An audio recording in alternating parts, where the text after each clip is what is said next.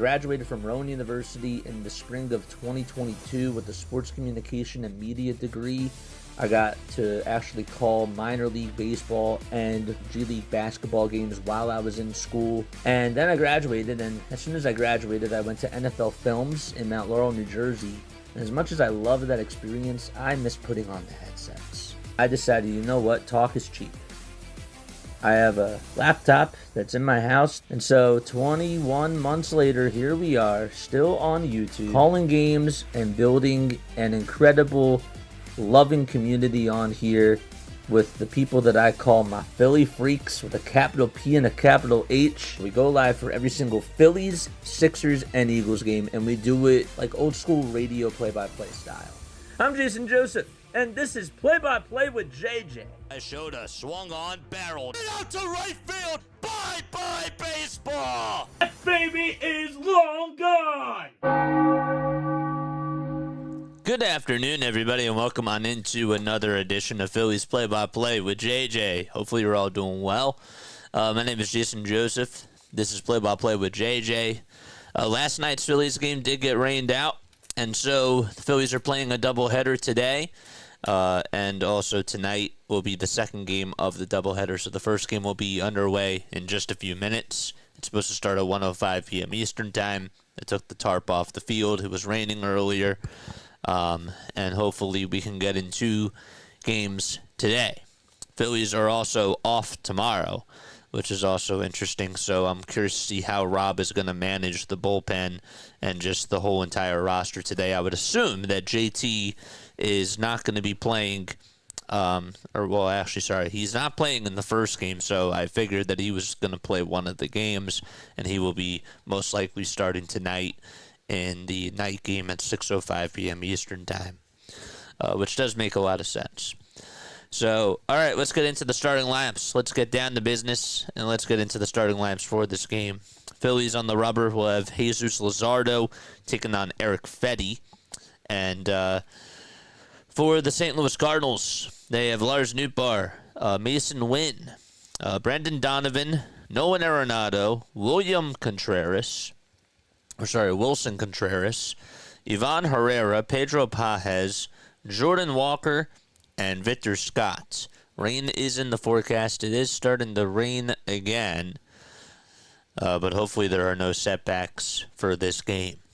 So again, it's Lars Nootbaar, Mason Wynn, Brendan Donovan, Nolan Arenado, Wilson Contreras, Ivan Herrera, Pedro Pages, Jordan Walker, and Victor Scott that are in the lineup today for the St. Louis Cardinals, and they will be facing Jesus Luzardo on the mound. Okay.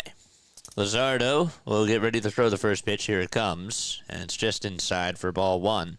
And Sparksdale's the home plate umpire. At first base, it's Tom Hanahan. First base umpire is Tony Randazzo. And at third, it's Phil Cuzzi. And here's the 1-0 pitch. It's in there for strike 1. Rain is supposed to be on and off all day today. 1 ball, 1 strike. Luzardo kicks and delivers. And Nootbaar fouls it off. So Nootbaar, Wynn, and Donovan are the first 3 batters for the Cardinals. Lars is on a 5-game hitting streak, has 6 homers and 22 RBI on the season, as well as a .250 average. Luzardo gets set, winds up, and fires, swing and a miss. And there's the first punch out for the Phillies today. Decided to go with a sweeper that just tailed outside. And 1 out. Start off the top of the first. What are your final score predictions, folks? Let us know down below. I'm at work, but I'm here. Let's get in some baseball, baby. Here's the pitch and the tie for a ball. I'm sure that we're not going to get as many people on for the afternoon game, so guys, please make sure that you hit the thumbs up button. I think it would be really awesome if you guys could do that, just so that way we can spread the word. 47 innings for Luzardo this year and a 2.11 earned run average, 13 walks, and 51 punch-outs. Here's the 1-0, and it's just high. 1-0, 1 strike. Luzardo kicks and delivers. And Nootbaar, Wynn, and Donovan are the first 3 batters for the Cardinals. Lars is on a 5-game hitting streak, has 6 homers and 22 RBI on the season, as well as a .250 average. This is Mason Wynn hitting on the right side. He homered in the first game of this series to give the Cardinals the lead in the 7th. 2-0, he pops it up towards the infield. Bohm says he has it, and he'll make the catch. Turner was right behind him, and the wind just blew it over towards the left side. Bohm shares a laugh with Trey Turner, and there's 2 away.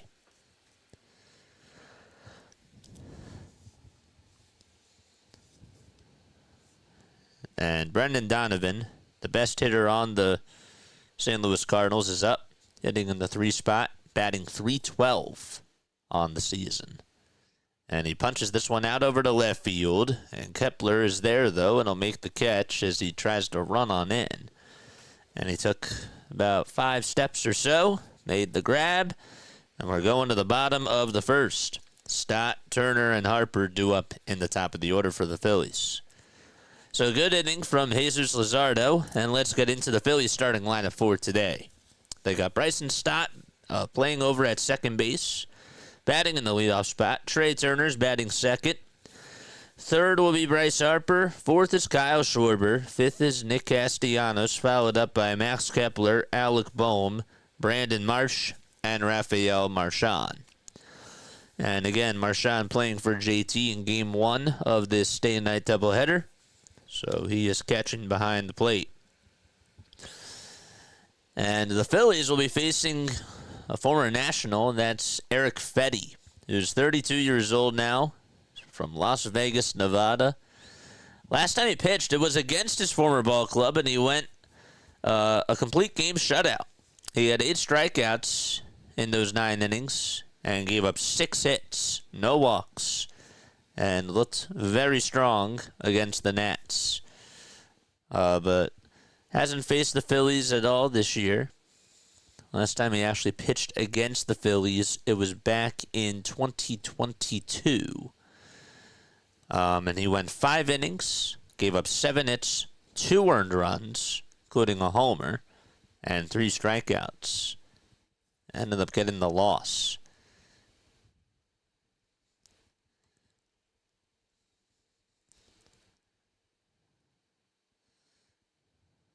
I don't know if he's ever gotten a win against the Phillies.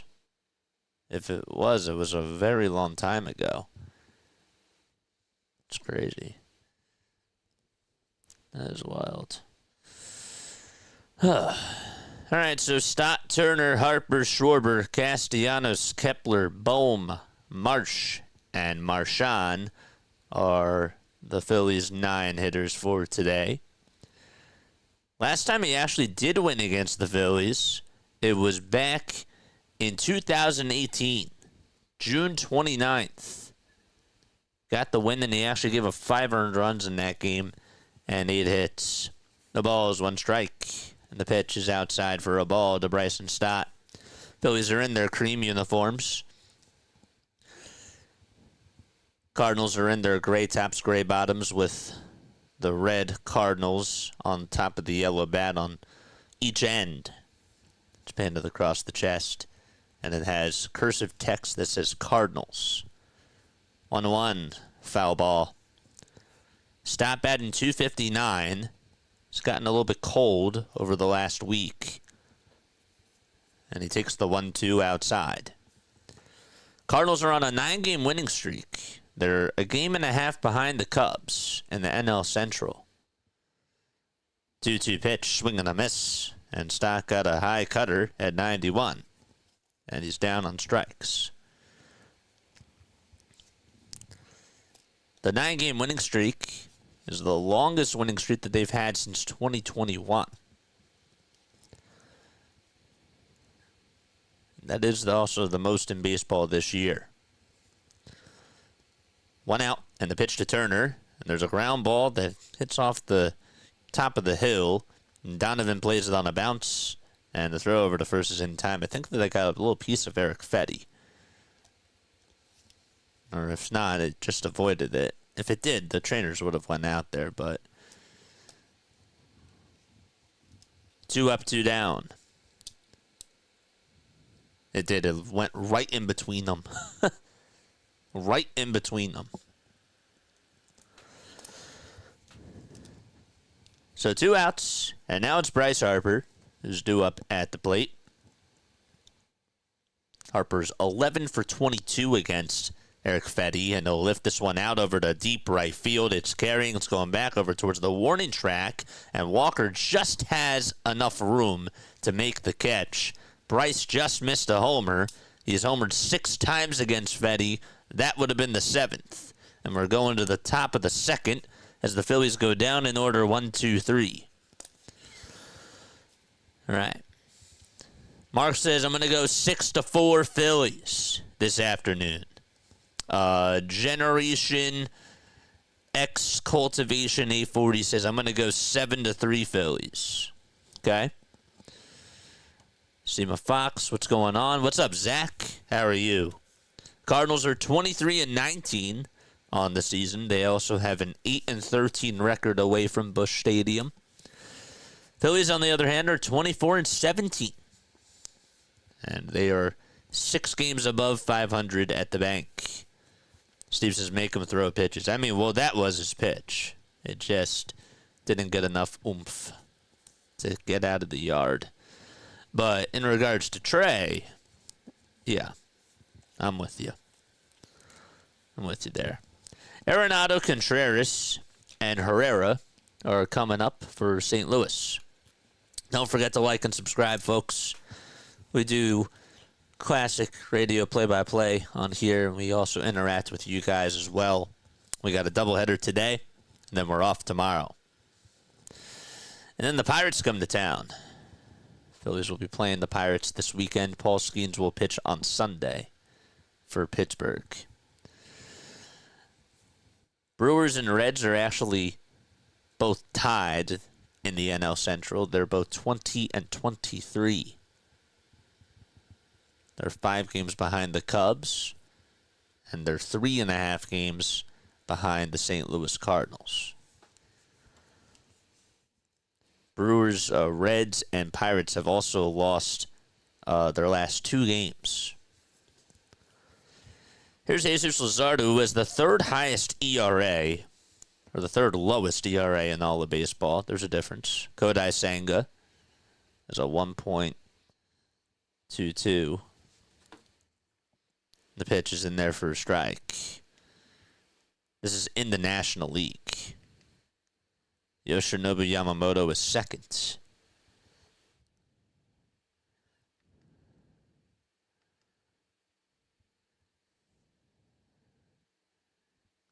The pitch, it's in there for a strike.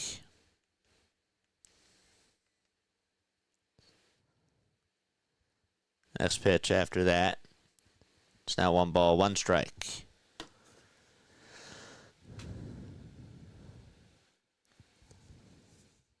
Luzardo kicks and delivers, and it's in the dirt for ball 2.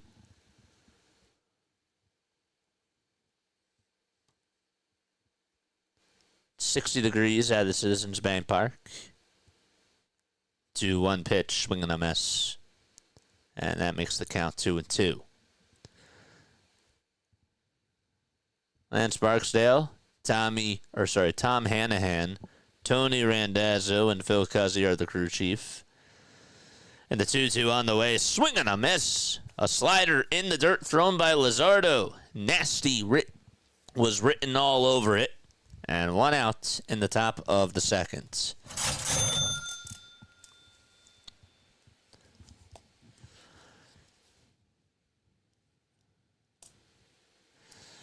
Congratulations to Corey Kluber.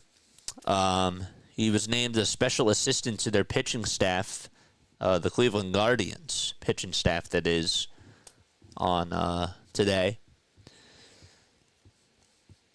Kluber obviously had his really good years with the Guardians.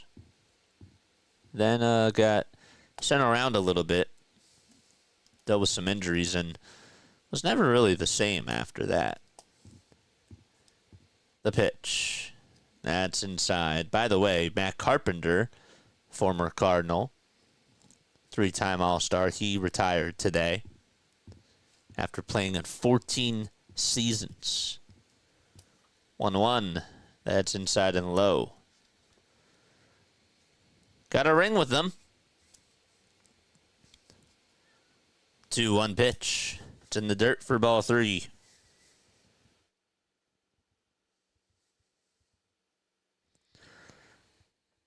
Herrera waits in the on-deck circle. He's been really strong ever since he's been taken over as the catcher. 3-1 pitch. That's inside for ball 4. That was a fastball at 98 miles per hour. So Contreras gets on with a 1-out walk. And Herrera is catching. Is going to come on up. He's DHing today. It's funny, they have 3 catchers in their lineup. Even though they're trying to get Wilson Contreras off of his legs, and they're transitioning him over to first base. Herrera was going to foul the first pitch back. Not a lot of people here at the bank. It's not really nice weather out. Can't say you blame them. No balls, 1 strike. And the pitch to Herrera takes a fastball at the knees on the inside edge for strike 2. It was a very good pitch from Luzardo.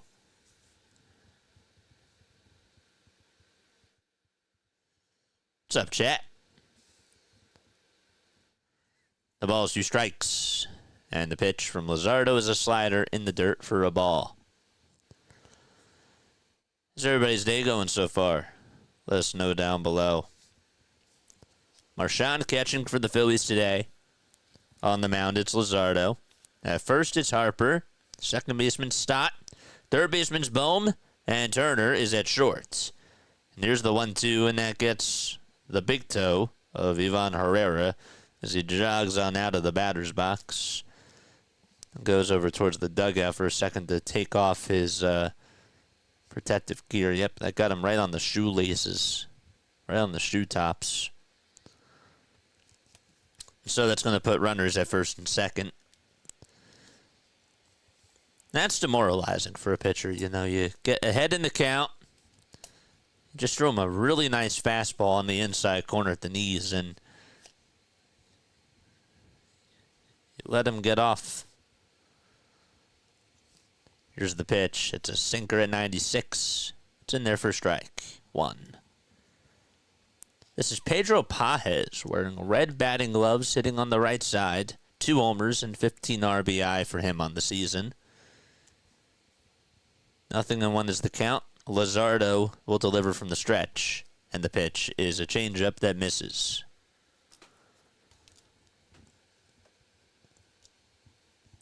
Two base runners for the Cardinals. 1 out in the top of the second. No score between the Phillies and the Cards. And Pages will foul off the changeup and stay alive. See a lot of garbage bags.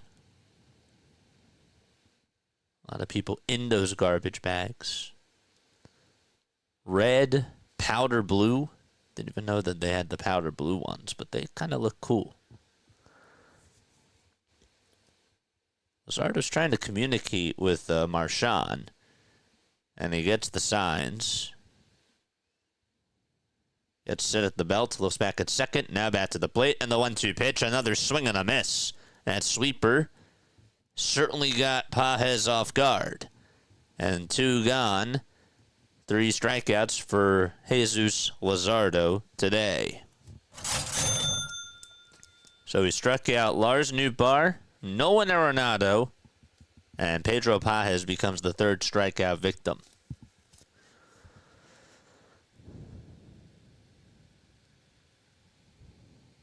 Two outs and a runner and 2 runners on. Here's the pitch. It's a line drive caught by Bryce Harper as he takes off the glove for a second, checks his hand, and tries to get a feel for it. And that was a rocket hit to Bryce. And so, no runs, not a scratch on Jesus Luzardo. He just strands 2 base runners, and we're going to the bottom of the second with no score.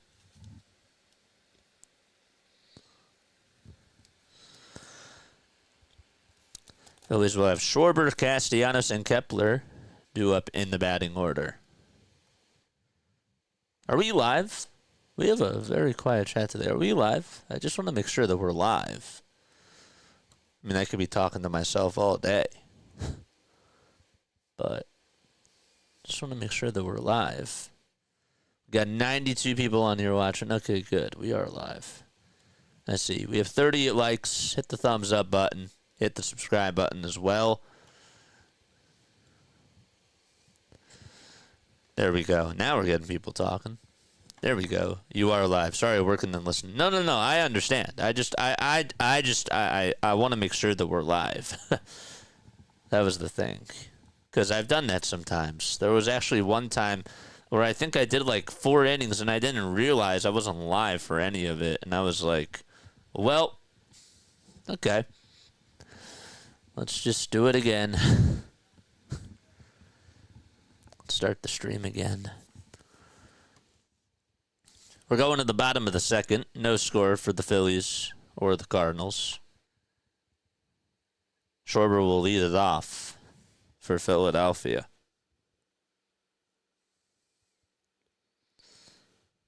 The Canucks just hired Adam Foote as their new head coach. I know that the Flyers have been in talks about getting a new head coach.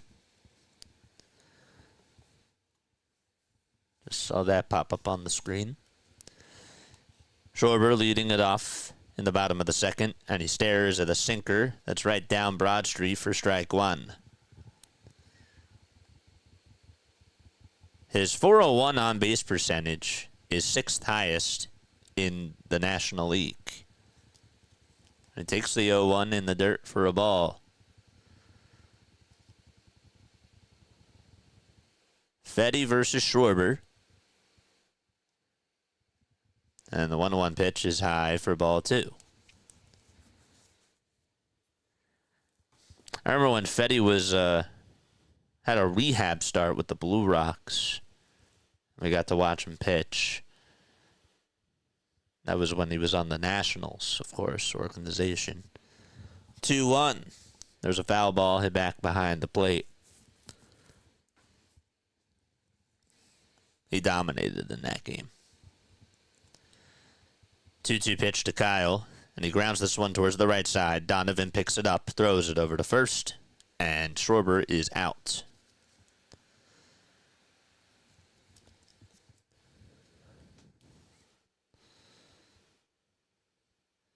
Today is Weather Education Day. I mean, that's it's kind of coincidental, I guess, at the ballpark. Weather Education Day. The pitch, there's a swing and a miss.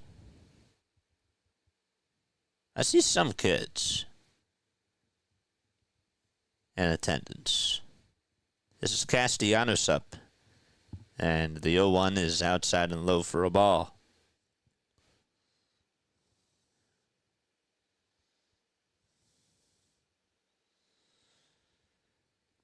Here's the 1-1. And Castellanos lines one out to right for a base hit as it takes a bounce in front of Jordan Walker. And Castellanos is aboard.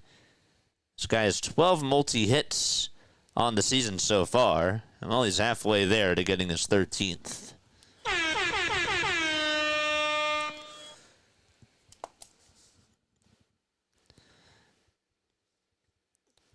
They have the NBC 10 crew over there.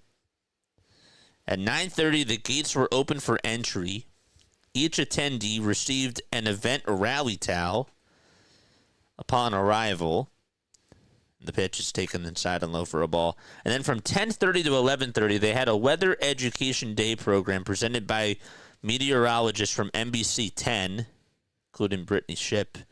I saw that on their Instagram page. As the pitch is fouled off by Kepler, joined by team members of the Franklin Institute. The program ended, of course, at 11:35, and attendees moved to their seats for the game. Lunch was also provided at the concession stands, and then first pitch was at 1:05, so they got to stay for that. 1 ball, 2 strikes to Max Kepler. He's batting .229 on the season. He's been cold over his last couple of weeks. And the 1-2 pitch is in the dirt for ball 2.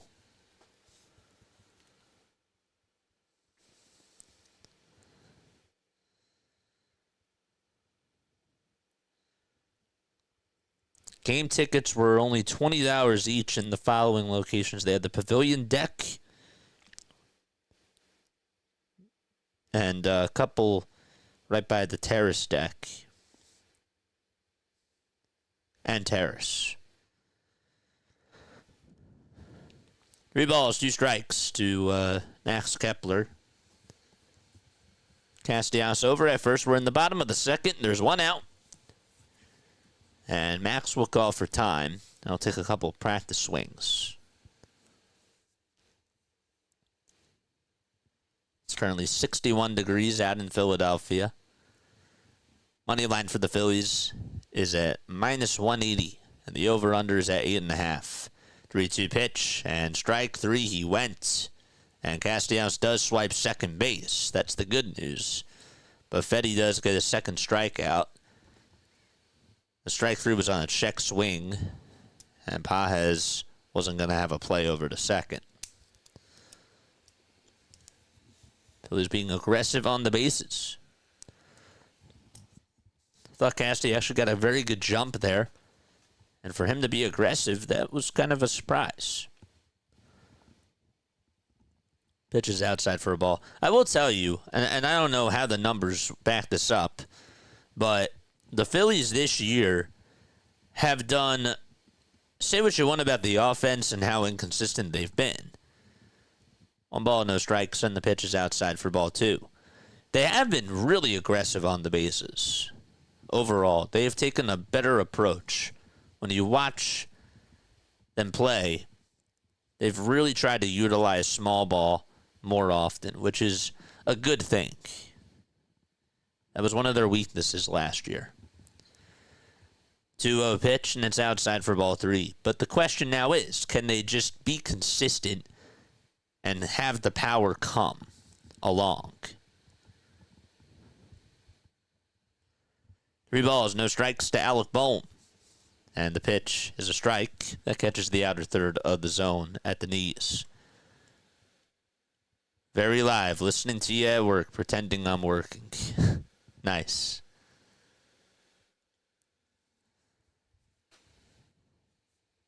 Three-one pitch. And that misses down for ball 4. So Bohm does get on with a walk. That pitch could have gone either way. Casty stays put at second, and Brandon Marsh is up at the plate.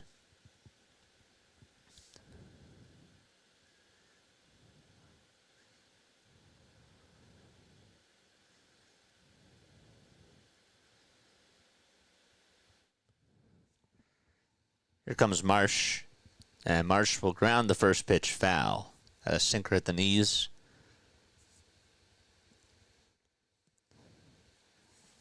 There's wet. And that's probably not from the rain. He's just hitting 186, but he's been hitting the ball better ever since he came back from AAA. Remember, he was on the injured list. 0-1, and he takes a sweeper at the knees for strike 2. Fedde with 28 pitches. Casty's over at second. Bohm's at first. 2 away in the bottom of the second. No balls, 2 strikes to Brandon Marsh. And the 0-2 on the way, swing and a miss. And he chases after a cutter above the zone. And he's down on strikes. 1, 2, 3. And the Phillies strand 2 base runners. And we go to the top of the third. No score out at Citizens Bank Park.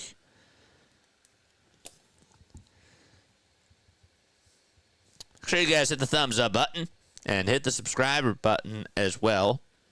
We appreciate each and every one of you for being on here and for taking time out of your work day. So I know that we're not going to get as many chatters on here. Don't get fired. That's not what I want. I don't want you guys to leave your jobs. No.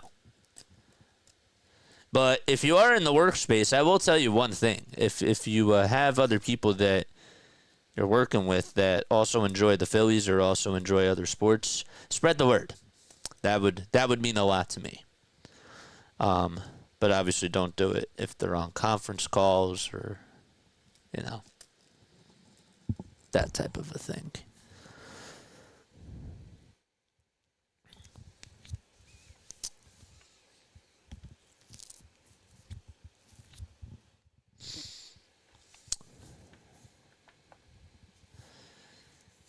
So we're going to the top of the third. Any other games on right now? There are. We got the Guardians taking on the Brewers. They're in the top of the second. Milwaukee is threatening with 1 out. They have 2 runners on base. Also have the Orioles playing a doubleheader against the Minnesota Twins. It's 4-3 out in Baltimore. They're in the bottom of the 5th. And then tonight, we got a lot of games tonight. I guess some of these games are going to be doubleheaders tomorrow too, from what else got rained out yesterday.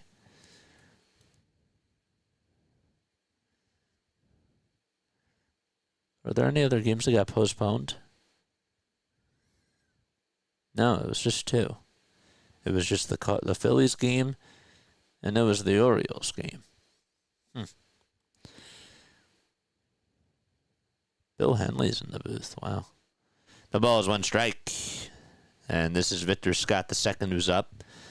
And here's the 0-1 pitch. He'll lift this one out over to center field. Not that deep, though. Pretty playable for Marsh as he comes jogging in and makes the catch. And 1 away. And we'll flip the lineup card and go back to the top of the order. Lars Nootbaar, who struck out in his first at-bat. Try to get some redemption. Mets play the Pirates tonight at 7:10. Yankees are out in Seattle at the T-Mobile Park. That game will be at 4:10. Giants are hosting the Diamondbacks at 3:45 in the afternoon today. Here's the lineup and the pitch. And that's a foul ball. Game 2 of the Orioles doubleheader will be at 3:35. 0-1 pitch. Check swing. Did he go? They say no. Phil Cuzzy at third base.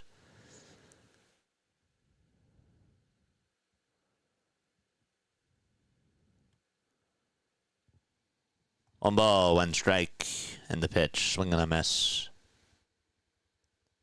You want Pete Crow Armstrong? Well, the Cubs aren't just going to give him up for nothing. He's young. I would have loved Pete Crow Armstrong too, but that's more so of a dream. 1-2 pitch. That's outside and low for ball 2.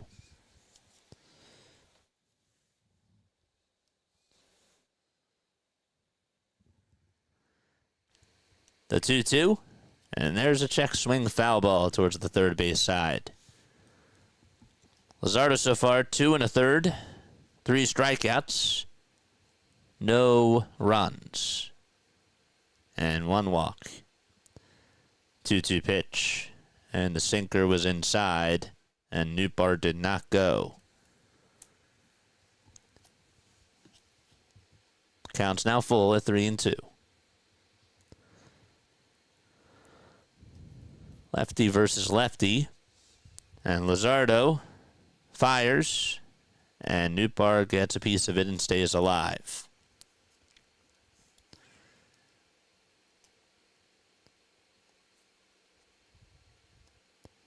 It's cool. They had meet and greets with the meteorologist today, and they had a green screen next to the NBC next to the NBC logo. I don't know where this was, but the kids and the parents, of course, got to practice doing the weather forecast. And the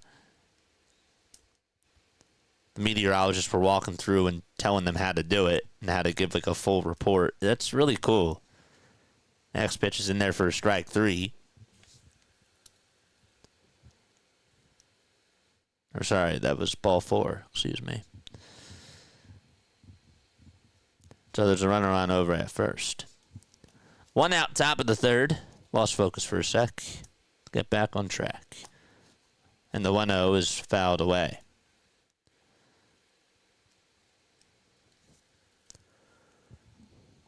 There's Mason Wynn who's up. Sitting on the right side. Luzardo will deliver from the stretch as he looks back at home plate, now back to first. And turns again over to first and fires over to first base, and New Bar is safe.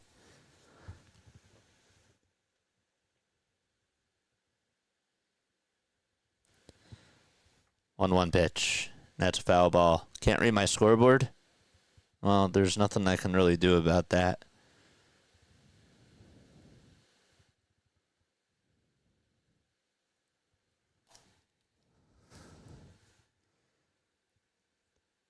Any of you others having a hard time reading the scoreboard too?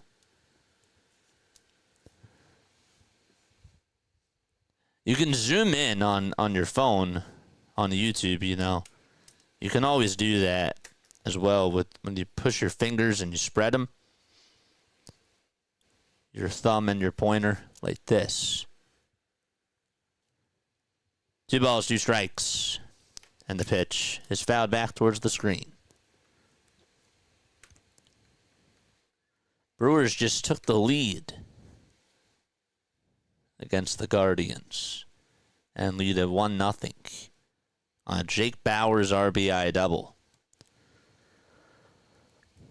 2 balls, 2 strikes.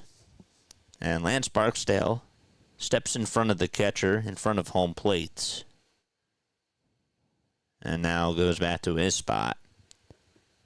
Wind called for time. He has 2 silver necklaces on. 2-2 pitch. It's grounded over the shortstop. This should be 2. Underhanded throw to second. There's 1. The throw to first was a little bit low by Stott, but Harper able to catch it.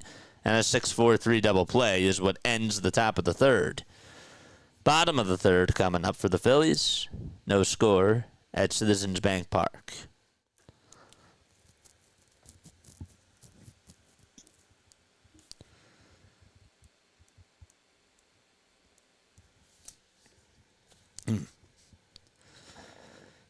I don't think Rose Denver says I can see it. That's a scoreboard. I thought it was just a big yellow rectangle. Were you joking with me or are you being serious? Cal says it looks good my way. Because sometimes I can't take you seriously.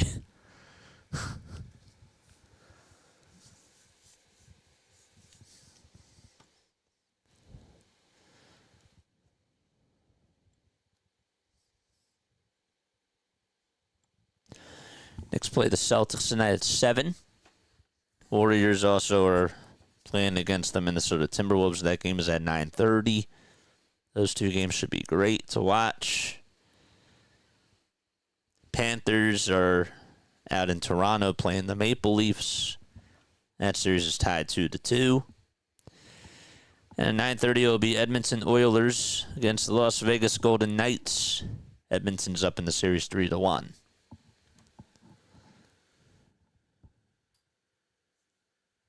No, I can't read any numbers on it, but I figured it was just my eyes. Yeah, again, if you zoom in on your phone, you should be able to, press your fingers on the device and then just spread them out like this.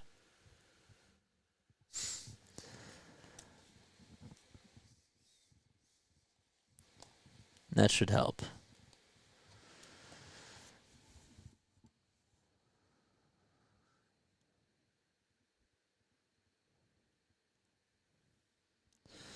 Here's Rafael Marchand, 9-1-2-2 up in the batting order for Philadelphia. And Marchand takes a sinker on the outer edge for strike 1.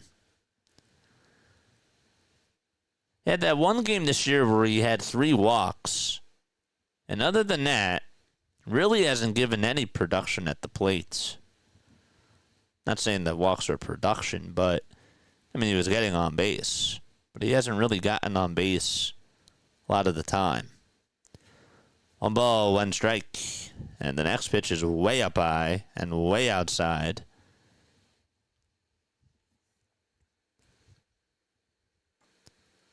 But if I zoom in, I can't see you. Well, that's true. 2-1 pitch. And there's a foul ball. Or turn your phone sideways. Well, that's what I usually do. JJ squashed my head with his fingers. Stop that, JJ. You don't like that?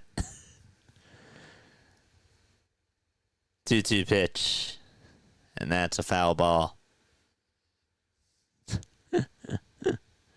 Guardians just tied it back. They just tied it back on a solo homer by Kyle Manzardo. 2-2 pitch, and it's inside for ball 3.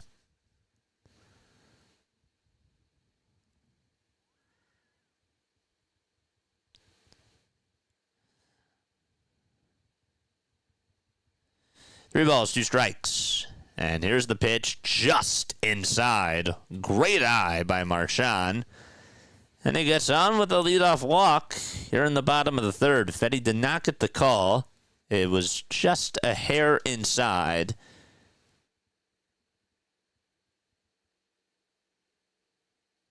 According to Pitch Tracks on NBC Sports, they said it just caught the inner edge. But we'll take it. Here's the first pitch to Bryson Stott. And he takes it down and in. So that's the second walk allowed by Erick Fedde.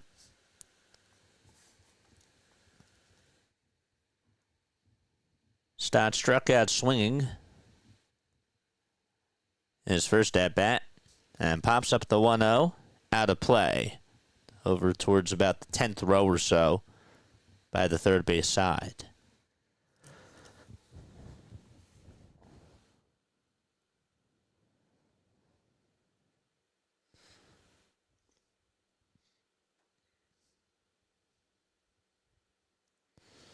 The Franklin Institute sponsored this event today at the ballpark.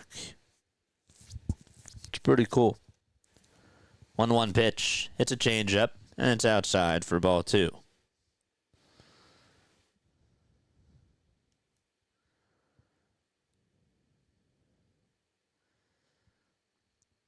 Fedde kicks, fires, and that thing is hammered out over to center field. It's going to be caught, though, by the center fielder, Scott. And the throwback over to first to get Marchand is in time. Marchand thought that thing was going to drop and was nowhere near first base.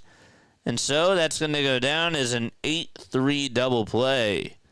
Stott hit it on the nose. Victor Scott came running on in towards second base and then just threw it back over to first as Marchand was already at second base. He was at second. He slipped a little bit and then just was out by a couple miles. That's the definition of a rally killer. Straight Turner, and he fouls off the first pitch.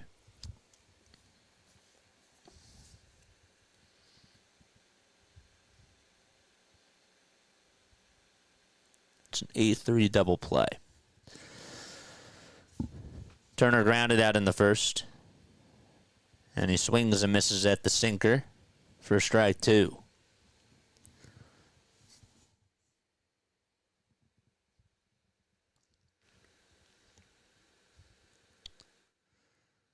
One-two. That's slapped towards the right side. Donovan plays it on a bounce. Sidearm throw to first will get Turner out. And that's all she wrote in the bottom of the third. We're going to the fourth inning. Nobody has blinked once today. Cardinals are coming back up. We'll be right back.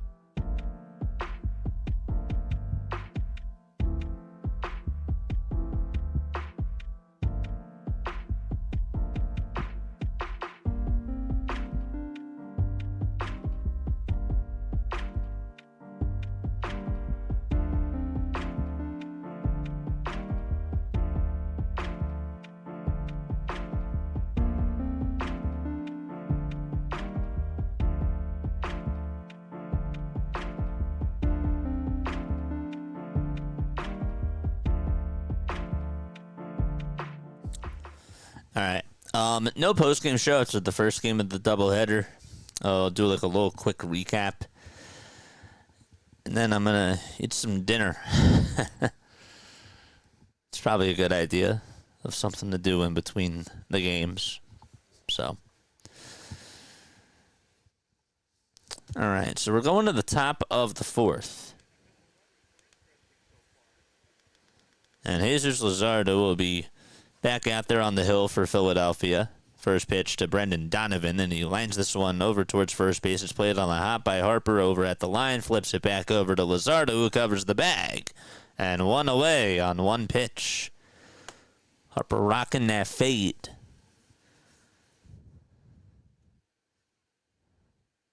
He actually was just able to catch it. That thing almost popped out of the glove. He was leaning towards his left. And it just didn't snow cone, but it almost did off the heel of the glove. Here's Nolan Arenado. What a career he's had. Batting .262 on the season, just 4 homers and 16 runs batted in. And he takes a strike at the knees for strike one.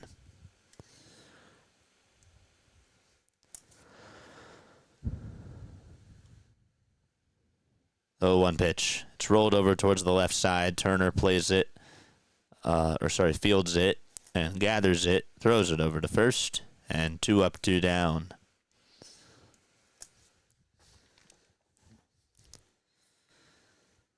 Roki Sasaki for the Dodgers has been dealing with a shoulder injury for the last couple of weeks.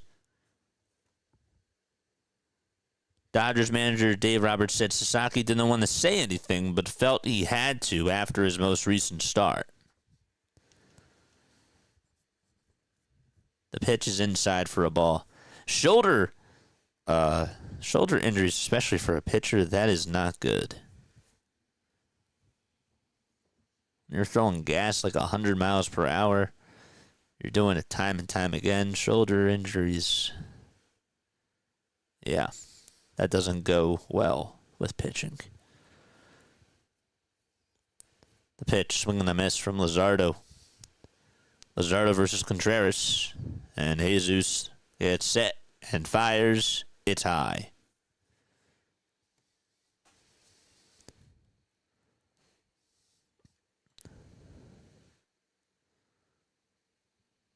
Two balls, one strike. The windup, the pitch. It catches the inner third of the dish for strike 2.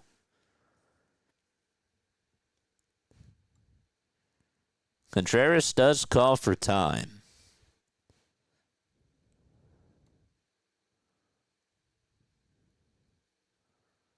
Wilson, in 153 at-bats, has 39 hits, including 6 homers, 7 doubles, and 23 RBI, which is the most on the team. The 2-2, he lines this one out to left field. It takes 2 bounces in front of Max Kepler, and he is aboard as Kepler throws it back in over to second. And there's a hit for Wilson Contreras, who's now recorded a hit in 4 of his last 5 games. It's also the first hit of the day for St. Louis.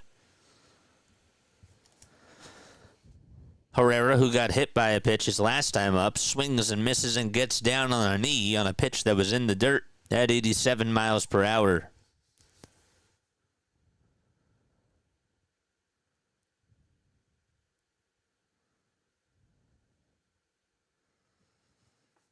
The ball is 1 strike, and Herrera says, I got to take a second.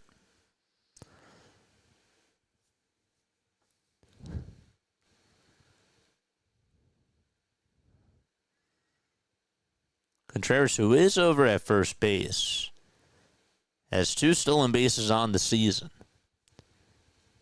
The windup, the pitch, and it's now a 1-1 count.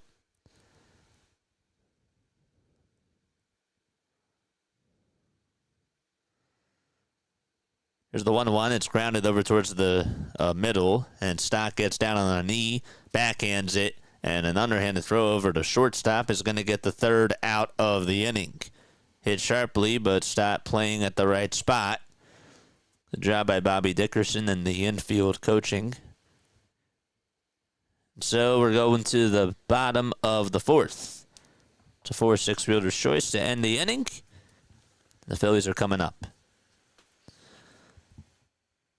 You don't usually hear me praise Bobby Dickerson, but that's on him because the shifting of how the infield is, like that's his job.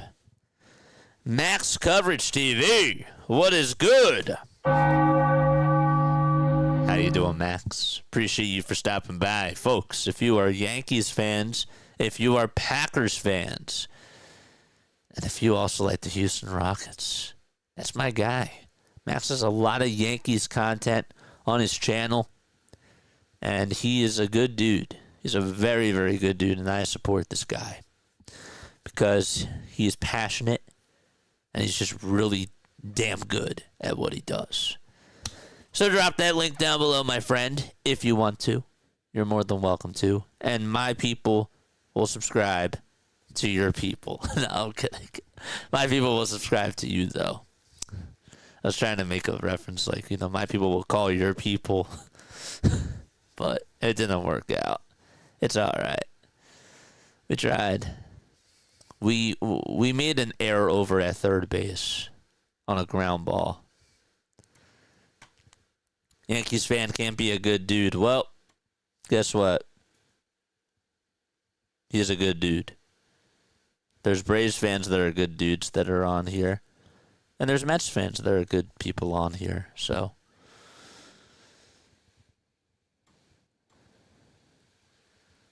we can all get along.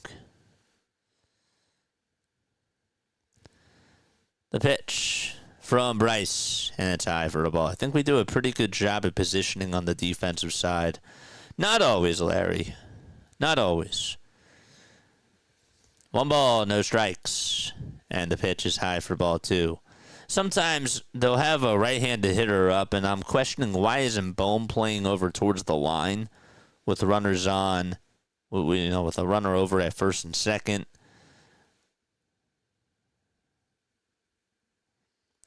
Wow, I'm a good dude. You are a good dude. 2-0 pitch, and that's outside for ball 3 to Bryce Harper.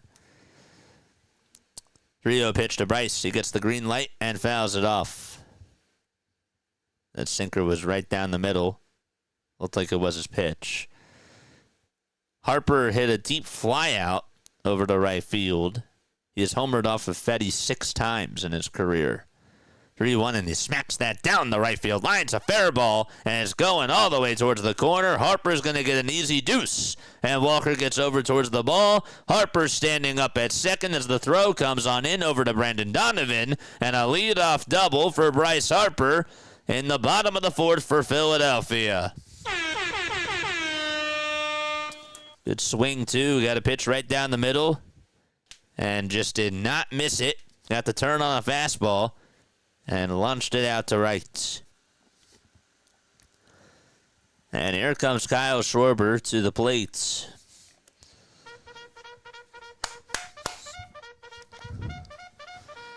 Charge! Don't judge a man by a sports team. Can't do that. Kyle Schwarber's up. And the pitch, he takes it down for ball 1. Nash is a great dude. We may not agree on the same teams, but it doesn't mean that he's a bad man. 1 ball, no strikes. And the pitch is in there for strike 1. Larry says, always judge a man by a sports team. Well, I know that you guys don't get along because Larry's a Vikings guy, and we know you're a Packers guy. 1-1. It's in there for strike 2. Old man Ferguson says about time he pulled a ball. Well, he pulled one the last time out, but it was just, I know he didn't get the result there, but he did pull it. It's about time he got on base as he pulled a ball.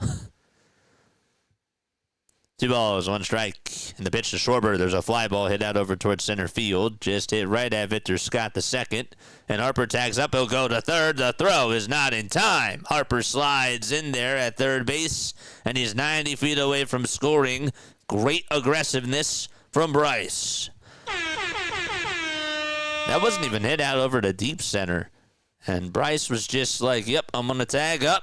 And I'm going to run, test the arm of Victor Scott. Wasn't really a good throw. And Arenado just nonchalantly went over towards the ball, caught it off the bounce. Here's Nick Castellanos, and he takes it wide for ball 1. JJ, your thoughts on Pete Rose and shoeless Joe Jackson getting reinstated for Hall of Fame eligibility? It's a loaded question. 1-0 pitch to Casty, and he lines this one down the left field line. It's a foul ball. I'll give you my thoughts. After this inning's done. I was going to talk about it tonight. I'm happy that you brought it up. But I'll do it after this inning is done. Because I don't want to do it in the middle of a rally. You know? It's a good question, though. 1 ball, 1 strike to Casty, and he hits this one out over to right field. It's looking foul, and it goes out of play. Yanks and Packers. Do you also have an evil lair with henchmen? Casty batting .283 with runners in scoring position. Has a pair of doubles and 2 homers. 1 ball, 2 strikes to Nick Castellanos. And the pitch to Casty, and he fouls it off. The short answer to the question is, I mean, I see both sides. I do. I understand both sides.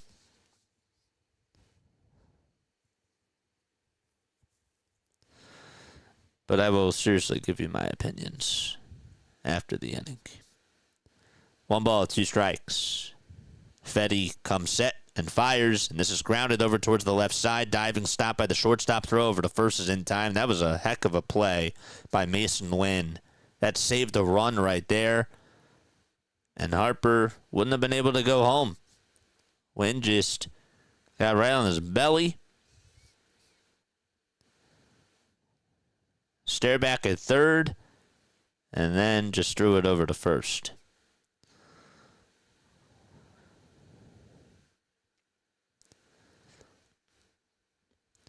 Two outs, bottom of the 4th, and Max Kepler takes strike 1. It's a cutter. It's on the upper third of the zone.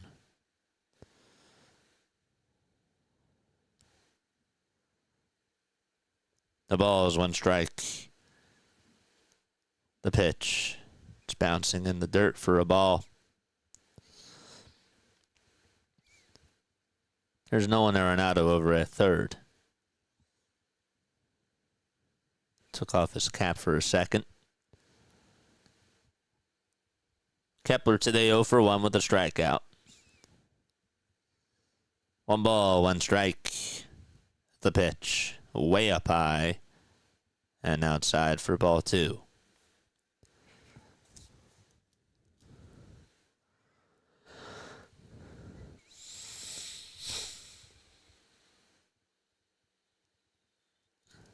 Two balls, 1 strike, and the pitch to Kepler.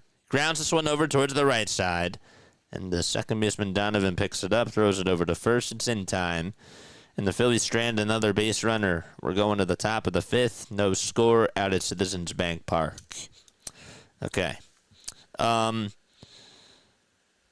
So let's do this. Fly out the center, and Casty grounded out the short. And Kepler grounded out to first. All right, so let me answer Max's question. How do I feel about... What was the question specifically? I want to make sure that I got it right.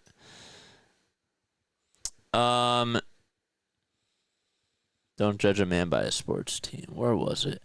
JJ, your thoughts on Pete Rose and Shoeless Joe Jackson getting reinstated for the Hall of Fame? I'll be honest with you. I don't know enough about Joe Jackson, so I can't speak on that.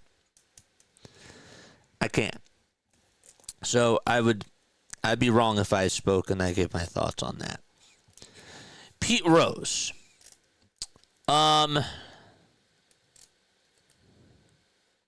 Look, say what you want about Pete as a human being.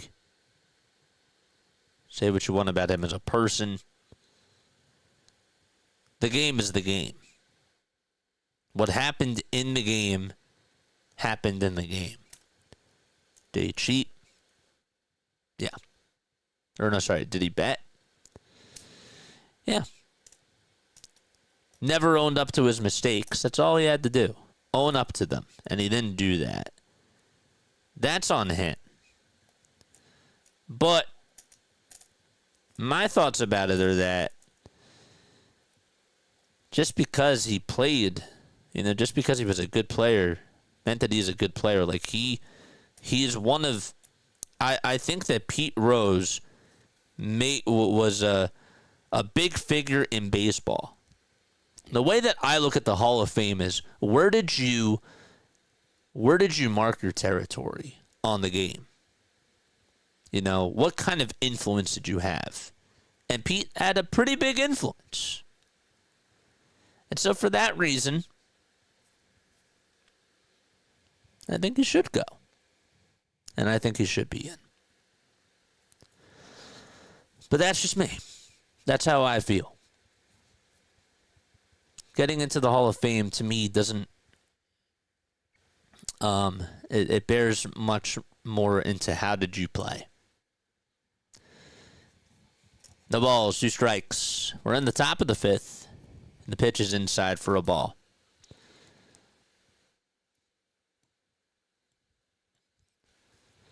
One ball, 2 strikes.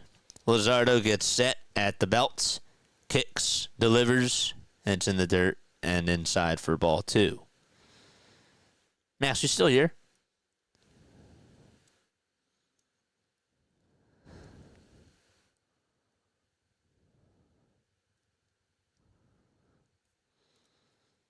Two balls, 2 strikes. And the pitch, it's grounded over to third. It went underneath the glove of Bohm. Turner backed him up. The throw over to first is off the line. Harper did catch it. It actually was on the line, but Harper had to run in to make the catch.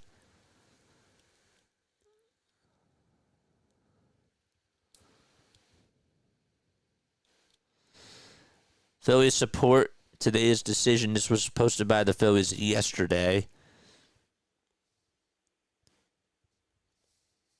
By Commissioner Manfred and Major League Baseball to remove Pete Rose from permanently ineligible list. As one of the greatest players in the history of the game, Pete made significant on-field contributions to the Phillies over his 5 seasons with the club, highlighted by the first World Series title in 1980. 1 ball, 1 strike.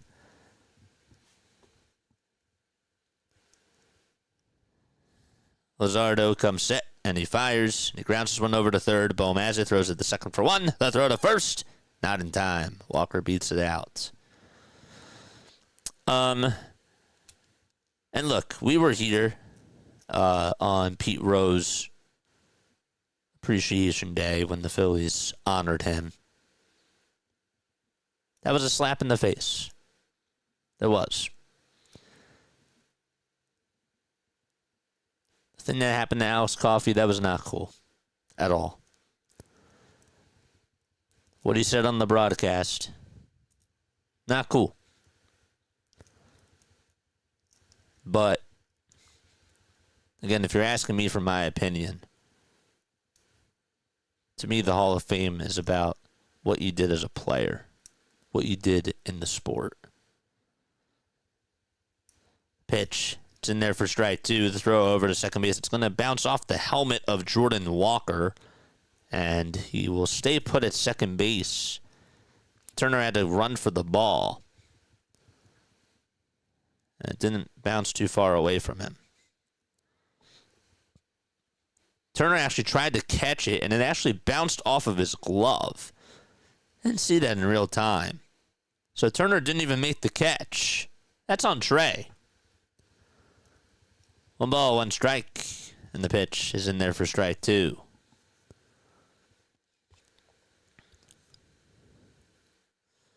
But Rose bet on his own team to win. He was that confident. Yeah. Joe Jackson took money to throw the World Series, so I say no for him. So yeah, I have to do my research on that. 1-2 pitch, swing and a miss. But with the Pete Rose thing, I'm with you. It's like banning Mario Andretti because he got a DUI. It's a little bit different because that doesn't affect the game of baseball. You know, that didn't include baseball. You know what I mean?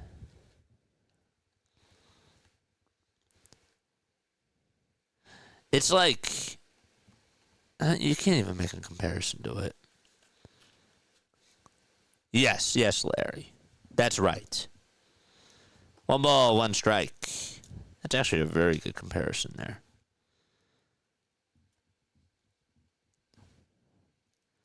New bars in the box. 2 outs, top of the 5th. Luzardo gets set at the belt and delivers, and it's poked foul.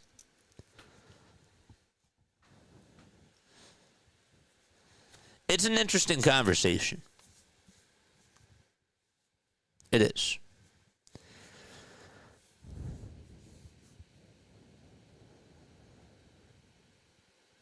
One ball, 2 strikes, and the pitch. It's outside for ball 2. The one thing I love about baseball is that we have a lot of open conversations. And even with the pitch clock, there still is time for storytelling. You don't get that in the other sports. You really don't. 2-2 pitch. Strike 3 called. Got him looking. On a fastball right down the middle. Neither team has gotten on the board yet. The Phillies are going to try to get one home as we go to the bottom of the 5th.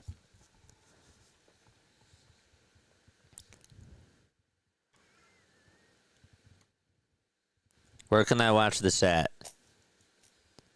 You can watch it on here. You just can't see the game on here.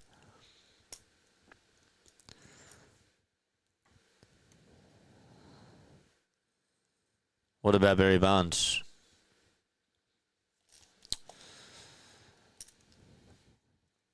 What about Barry Bonds? What about Sosa? What about that steroid era?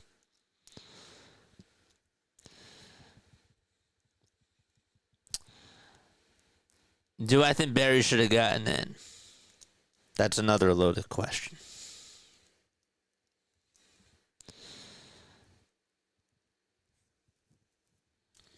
My answer changes. It does. It does.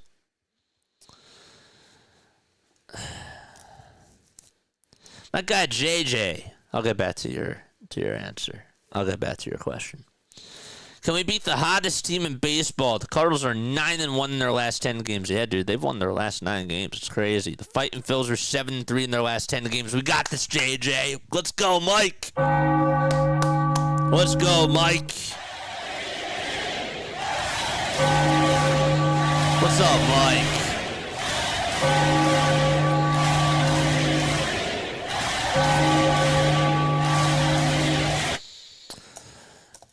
My thoughts about Barry getting in. Should he have gotten in or not? That, to me, I would say no. Because that is cheating. And that did... That how do I explain it? To me, that was cheating and he knew it. The pitch. It's flat out over towards right field. Walker comes running on in, makes the catch. And there's one away in the bottom of the fifth. To me, I don't think it should get in. But also, actually, I'm sorry.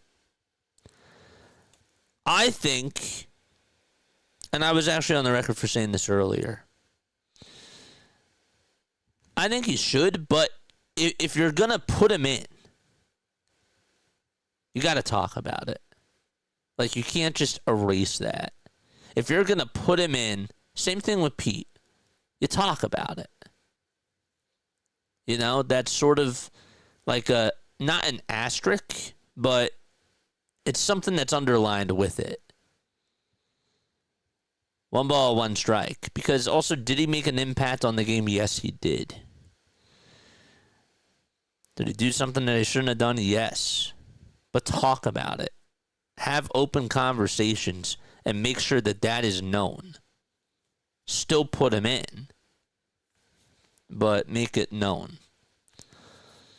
The pitch to Marsh, and he flies this one out over to left field. It's going to be caught for out number 2.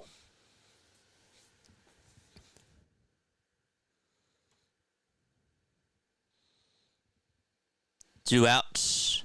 And here's the pitch, and there's a fly ball hit out over towards right center field. And, well, the center fielder and the right fielder couldn't communicate, and that's going to drop in for a base hit. So a 2-out single.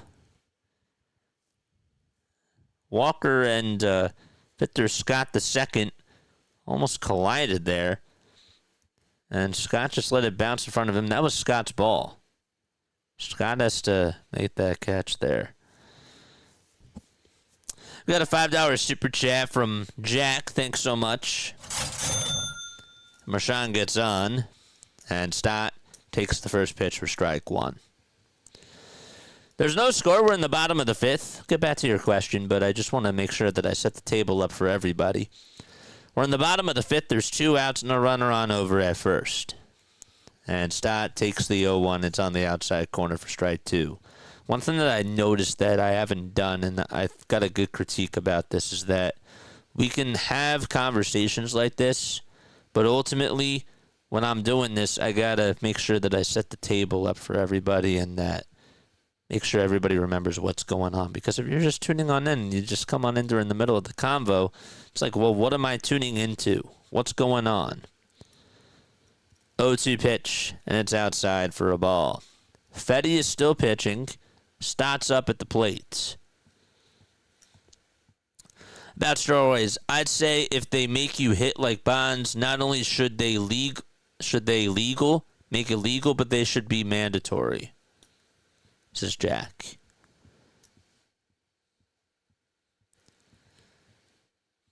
Two balls, 1 strike, and here's the pitch. It's in there for strike 2. Mike says, I agree. Let's go. 2 balls, 2 strikes. Go subscribe to Mike Sports Vibes, folks, please. Mike Sports Vibes ballin'. That's where he covers the Phillies and the Sixers. 2-2 pitch. It's grounded towards the right side. Scooped up by Donovan. He'll throw it over to first. And the 3rd out is recorded. We're going to the top of the 6th. No score in this one. Phillies versus Cardinals. The Hall of Fame has always been kind of a joke, really, says Larry. So then here's my question. Okay, we're having this conversation. And I know maybe I could make this into a separate podcast.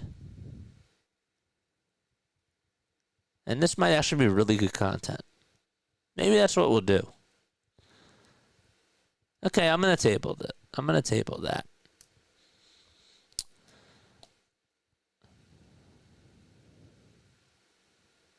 I'll table that. I will table this conversation because I think that this would be a really good for another podcast. And you guys should tune on into it. You should. You should. I'm going to write this down in my notes. And I think you guys know where I'm going with this.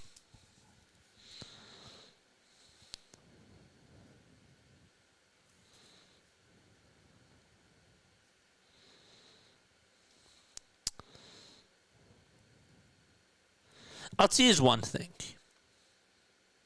Okay. I'll do a little tease here.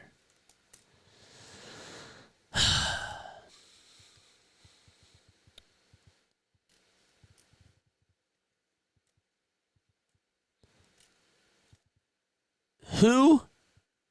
Put it to you this way. What does it mean to get into the Baseball Hall of Fame? Like, if you're in the Hall of Fame, right? Like, what are the qualifications of getting into the Hall of Fame, in your opinion? Like, if you were to write out a definition of, hey, this is like you're going to the Hall of Fame, what do you have to do?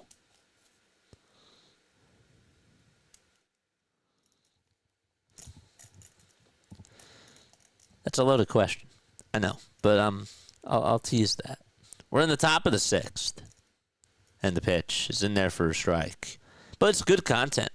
It's a good conversation. It's Mason Wynn who's up to bat. He popped out and grounded into a double play.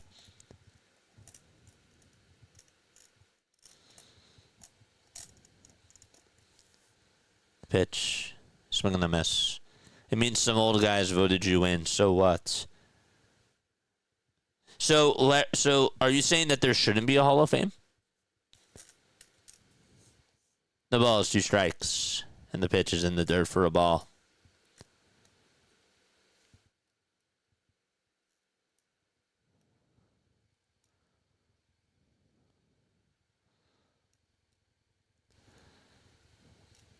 Luzardo kicks, fires, and it's inside for ball 2.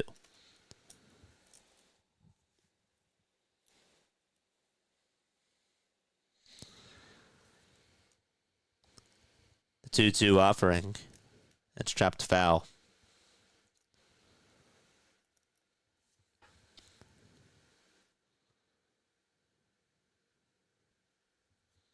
Should we even have a Hall of Fame?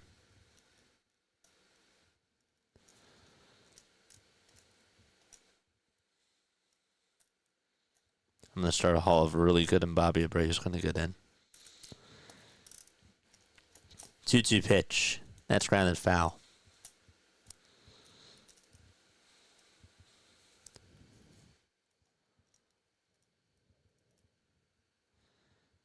Luzardo kicks, delivers. There's a line drive played on a bounce out in center field by Brandon Marsh. And a leadoff single.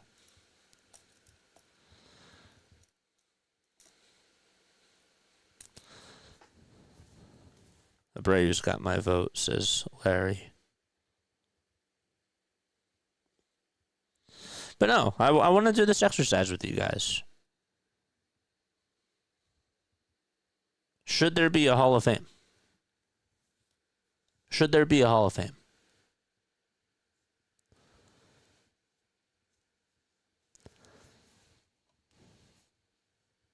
It's not really an exercise. It's really more of a question.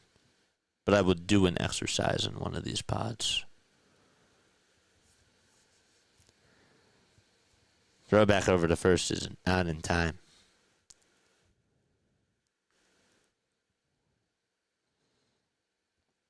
Not everyone can agree on who should be in, so what's the point? Well, not everyone can agree on the rules of baseball, so what's the point of making a rule for baseball? Like the ghost runner. You know, like people don't like that. Some people still don't like the DH, like the universal DH. So what's the point if we all can't agree? If we all can't agree on some of the rules, what's the point of playing? You know? Throw back over to first. And Harper's going to make a throw over to second base to try to get Wynn out. And the tag, they call him out at second. They are challenging this, though. See if he's out at second base. I agree, Larry. It's subjective. What's normal for the spider is chaos for the fly. But aren't rules subjective too? Like the balk?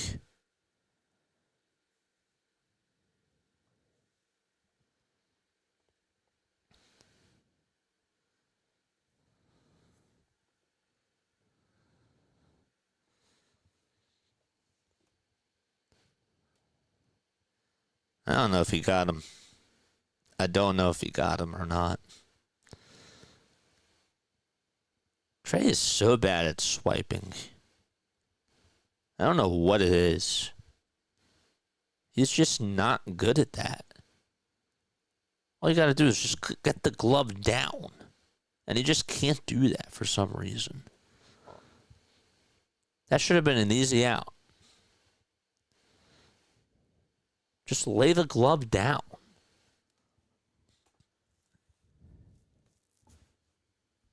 I mean, it sounds easy in principle, but I mean, this is a major leaguer.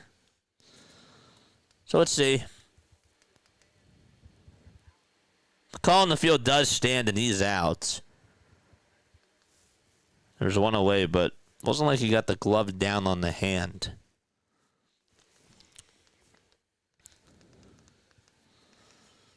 So there's one away in the top of the sixth.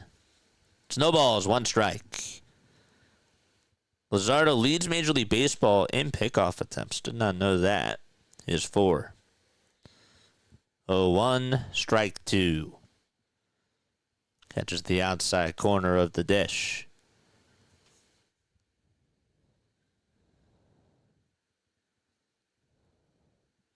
Oh, 2 pitch, swing and a miss. And Luzardo gets his 6th strikeout of the day. Here we go.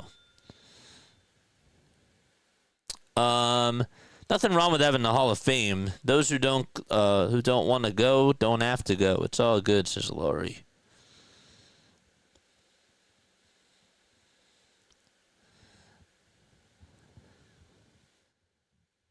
Pitch, swing and a miss. So then, what about the Rock and Roll Hall of Fame?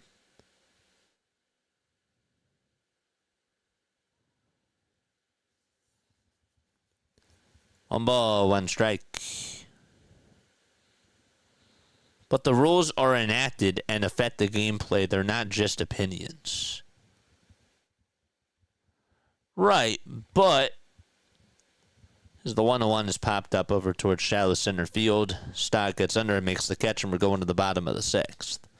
Still no score between the Phillies and the Cardinals. The rules are enacted, and they do affect the game. Yes. They're not just opinions. That's fair. I see your point. I do see your point.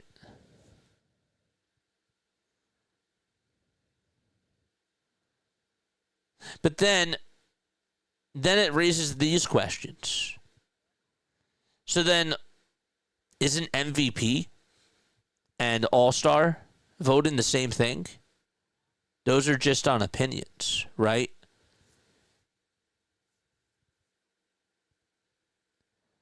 All the accolades, isn't that the same conversation then about, isn't that a similar conversation because it's not affected by the gameplay and that's more subjective? So are you saying that too about, are you saying that also why should we, how do I put it? Do you understand like what I'm trying to get at? I hope that makes sense of a question. Maybe it doesn't. It's really just a thing to make money and promote the game. That's even worse. Larry says yes. Rock and Roll Hall of Fame is an even bigger joke. This is all an indictment of Hall of Fames in general. Larry says yes. Fan opinions and fan involvement. Okay. Yes. I see it in all caps. Okay. I hear you. Is that Luzardo's parents? We're in the bottom of the 6th. In the pitch to Trey. Swing and a miss.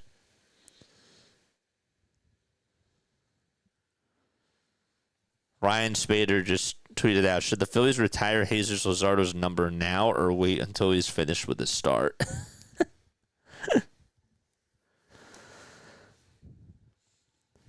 So Turner swings and misses at the pitch. And also took off the mask of Pedro Pajes on the backswing.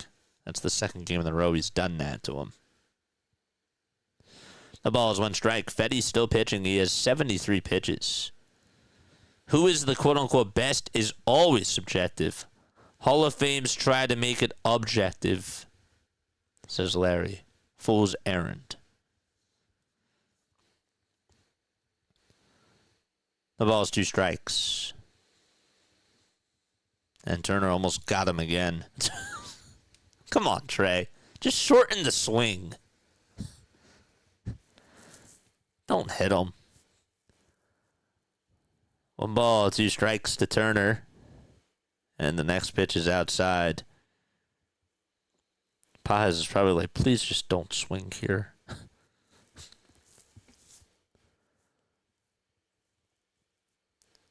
2-2 pitch to Turner. It's outside and low for ball 3. Johnson says, get Hoskins back. That was Peso. 3-2 pitch, and it's outside and low for ball 4, so Trey doesn't even have to swing.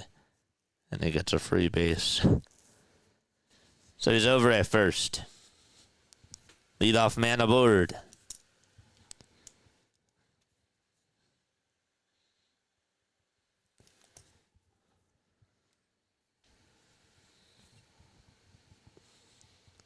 Here's Bryce Harper. Harper doubled his last time up, and he takes a breaking ball in the dirt for a ball. This is the time to wake up. Let's go. Somebody else is going to say it's still too early. Turner shortened the swing. You can do that? Tell that to Ryan Howard. And I loved Ryan Howard, but he had a long, long swing. And that was probably, I think Ryan Howard's swing is one of the longest swings I've ever seen. I'm not even joking. 1 ball, no strikes, and throw back to first. Not in time. If Hoskins did not get injured, would Harper have been on first? If Hoskins didn't get injured, well, the whole reason why Harper moved to first was because they didn't want him to play the outfield because of the Tommy John. So it kind of worked out that way. Hoskins, I think that they would have found a way. I think that they would have traded Hoskins. 2 balls, no strikes. There's the coffee. 2-0 pitch to Harper. It's up high for ball 3. The throw, the second to try to get Trey. He is safe and is in scoring position.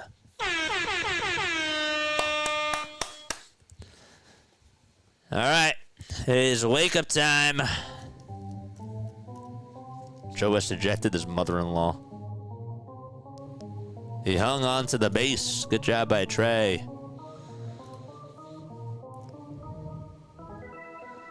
George! The next pitch up high and away for ball 4. And that's going to put runners on at first and second base.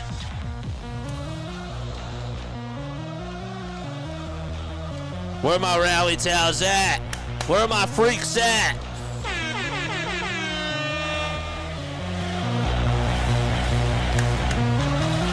Cardinals bullpen getting loosened up.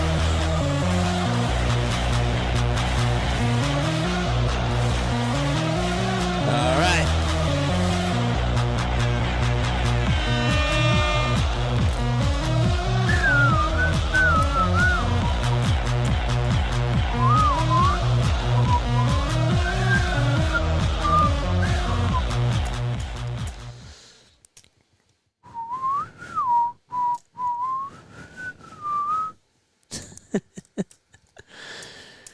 All right, 84 pitches for Luzardo. and 82 for Erick Fedde. All right, let's get some runs. Here's Kyle Schwarber at the plate.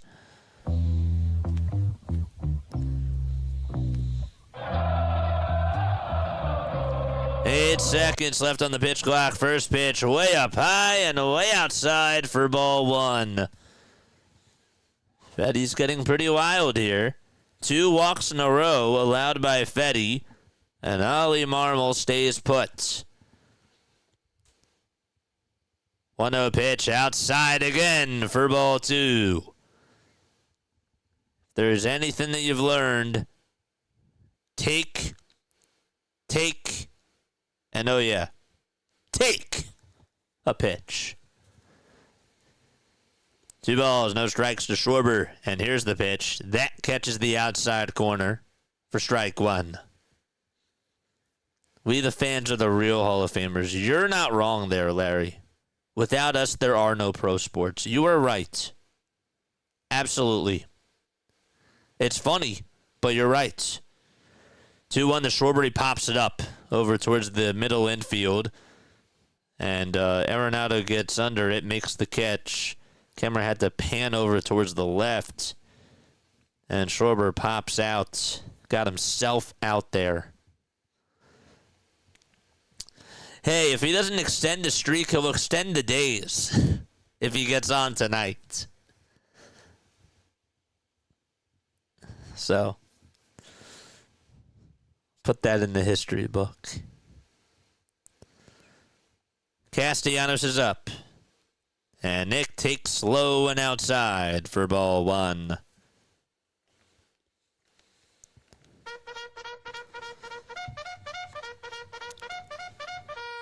Charge! Turner leads off at second. And the 1-0 pitch, swing and a miss in the dirt. Probably figured that those 3 words were coming after I said on the swing and the miss. What else is new? 1 ball, 1 strike, and the pitch to Castellanos, and it's spoiled foul. Turner was ready to go on over to third. Now just walk back over to second. This is the opportunity for them to get runs here. There's no excuse. I mean, you worked up 2 walks. Schwarber was ahead in the count 2-0. And Fedde battled back. But really, Schwarber, if you want to be honest, Schwarber got himself out. He got a pitch right down the middle. Should have known it was coming. Casty's out of the box. And Pages is standing up right behind the plate, throws the ball back over to Fedde and gets into a squatting position. 1 ball, 2 strikes. Fedde looks back at second, and now back to home plate. Here's the 1-2 pitch, and Castellanos spoils it as it goes out of play in the first row behind the Phillies dugout. Nice catch by that fan as he gets high fives from everybody around him. That jacket is cool, too, by the way. It's a powder blue jacket. 1-2 pitch to Castellanos. Just a bit outside for ball 2.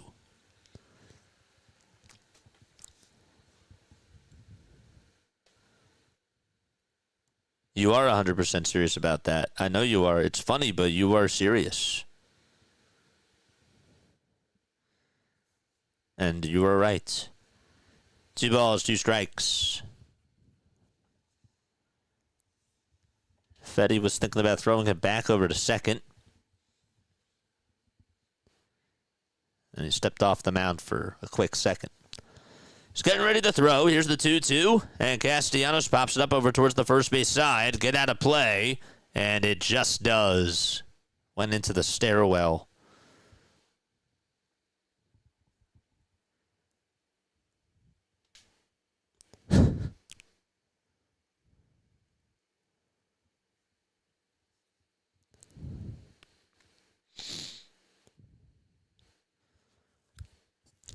Turner's at second, Harper's at first. Both of them got on with walks with nobody out.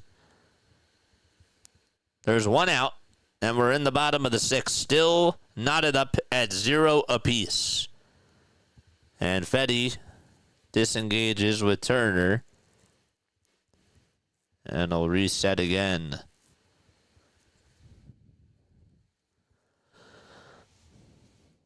Good at bat from Castellanos, and the 2-2 pitch. He pops this one up over towards shortstop, and Wynn gets under it, makes the catch right by the waist, and there's 2 away. Casty also has a long swing too.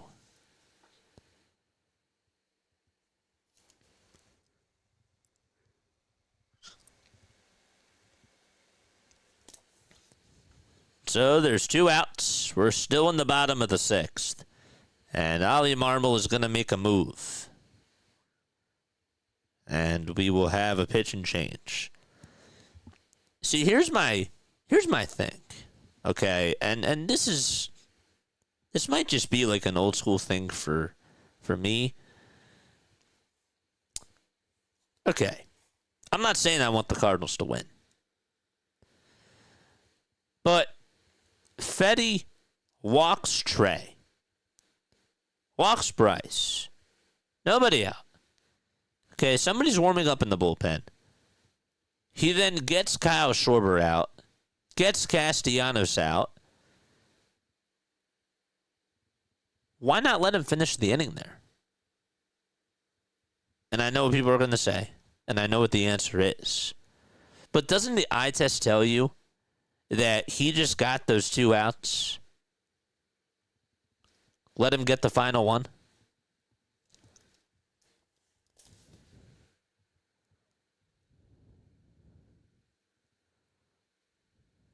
Two infield pop-ups. Great job, Phillies. Yeah. And see, this isn't just a Rob Thompson thing. Like, this is going on in all of baseball. You see it? The guy just got himself 2 outs there.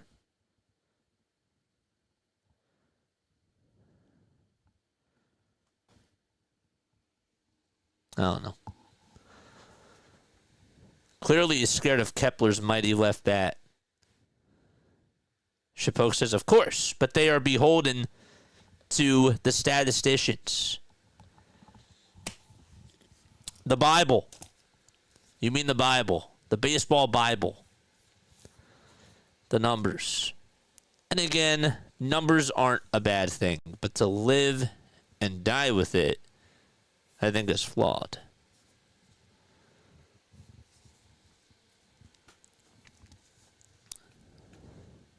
Larry is right. Larry's right about the fans. He is. Here's Max Kepler. Make him pay, Max. Come on. First pitch. And this is Steven Matz pitching. The ball is it's actually called a ball. First pitch. Steven Matz is still in the league. Dude, you said this the other day. I remember you said this. 1-0 pitch, and it's outside for ball 2.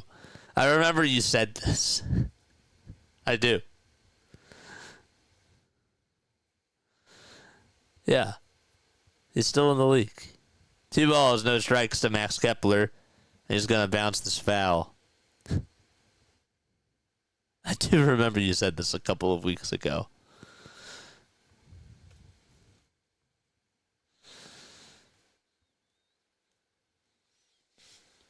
Two balls, 1 strike. And the pitch to Kepler, way inside for ball 3. No, that was someone else. No, it was literally Steven Matz. I literally remember you said this. I'm not joking.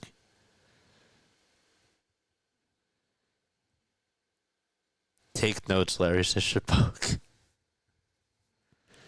Is it just me, or does anybody else remember? Yeah, he said that. He said that too. It can't just be me.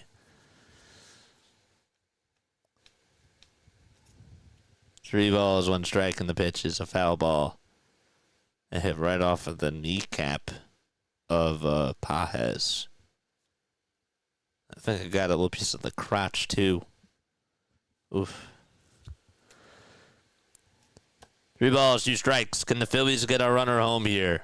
And the pitch to Kepler, strike 3, called at the knees. There was nobody out, and the Phillies had 2 base runners, and they can't get anybody home. And so we're going to the top of the 7th. No score.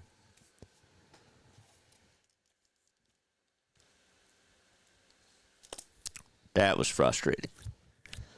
What's up, JJ? We're in Cancun. Says Justin. You mean the Phillies or you? Who's we? Your family and you?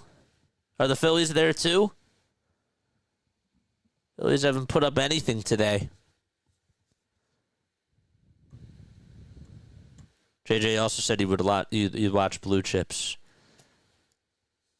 You're still salty about that. I said I would. I said I would do it this summer. My schedule's not as busy. Races fire Kevin Long.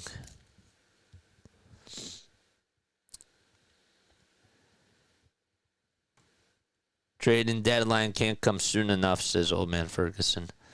To be honest with you, they're not even going to wait.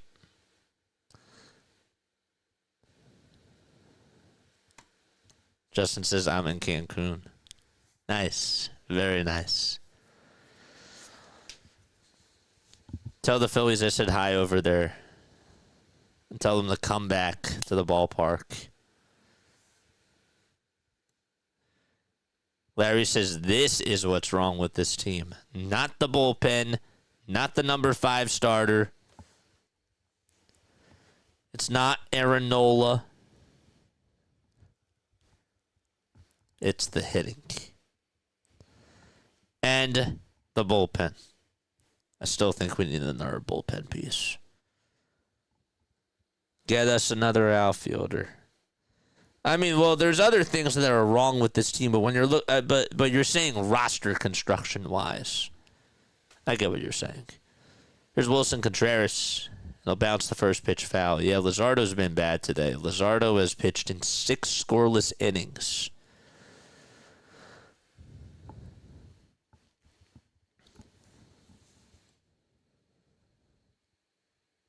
The ball is 1 strike.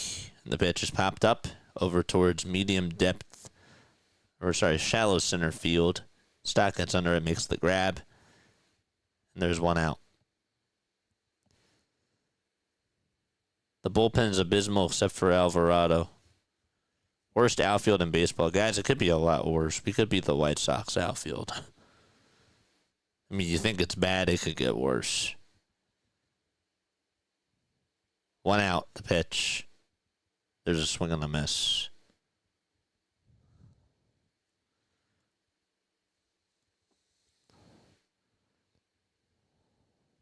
The 0-1. It's going to bounce in the dirt for ball 1. This will probably be Luzardo's last inning, I would assume. Orion is warming up in the bullpen. 1-1 pitch. Now it's lined out to left field for a base hit. It's going to go all the way over towards the NovaCare rehabilitation sign. And the throw over to second is not in time. I don't think the bullpen is that bad, but the outfield is terrible, says Larry. The bullpen's bad. The bullpen needs help. They need another arm. There's no doubt about it. Is it the worst thing in the entire world? No. Could you get by with this bullpen in the postseason? I don't think so. I think you need another higher leverage guy. But also, your manager needs to press the right buttons. And I like Taijuan Walker coming out of the bullpen. I want him. I want to see him do it again. I do. I want to see Walker pitch today. The ball is 1 strike, and the pitch. It's popped up over towards left field. Kepler gets under it and makes the grab for out number 2. Don't forget to like and subscribe. We can have these discussions in chat, but don't forget, like and subscribe. And mods, how many people do we have tuning on in?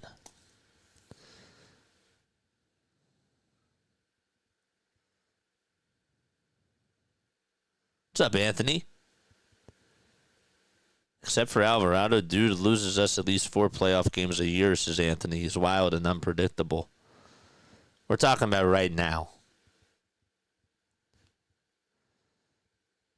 I mean, then we can have, if we're going to be talking about track records, then let's look at Emmanuel Clase the same way. The ball is 1 strike, and the pitch is outside and low for a ball. That's how the bullpen is. The bullpen, you have highs, you have lows. Emmanuel Clase pitched so well during the regular season last year. And then when the postseason came, different story. 1-1. That's lined out to left field for a base hit. Kepler is going to throw it over towards the plate. The throw is not in time.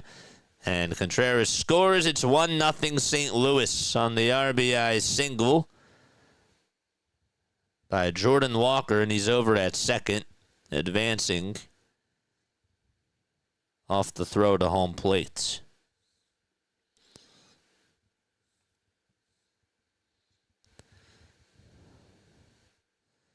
I think Bohm should have cut it off there, to be honest with you. There was no chance that he was going to be out at the plate. Alex should have cut that thing off, and Walker shouldn't have been at second. The pitch. 0-1. 169 watching and 99 likes. Let's keep going, man.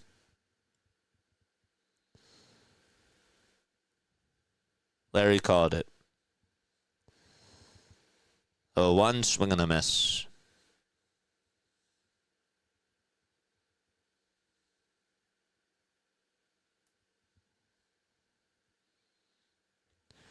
Well, you said with 1 out. You didn't say 2 outs. With the Cards score a run from second with 1 out. They did it with 2.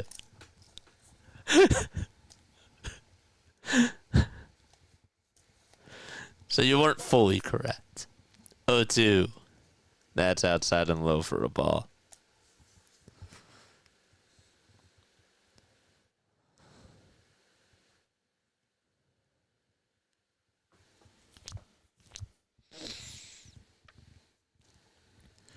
Luzardo stares back at second and back to home plate. And here's the pitch. It's fouled away.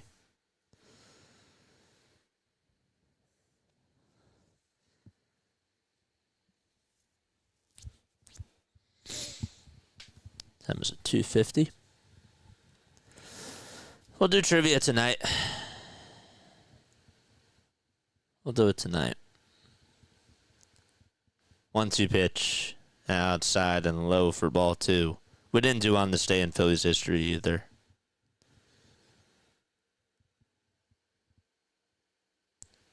Luzardo at 99 pitches. What's up, Mark? 2-2. It's grounded over to first. Harper plays it on the hop and tags the bag for out number 3. It's stretch time out in Philadelphia. Get up and stretch and wake up, Phillies. All right, I will be right back. Don't go anywhere. See you soon.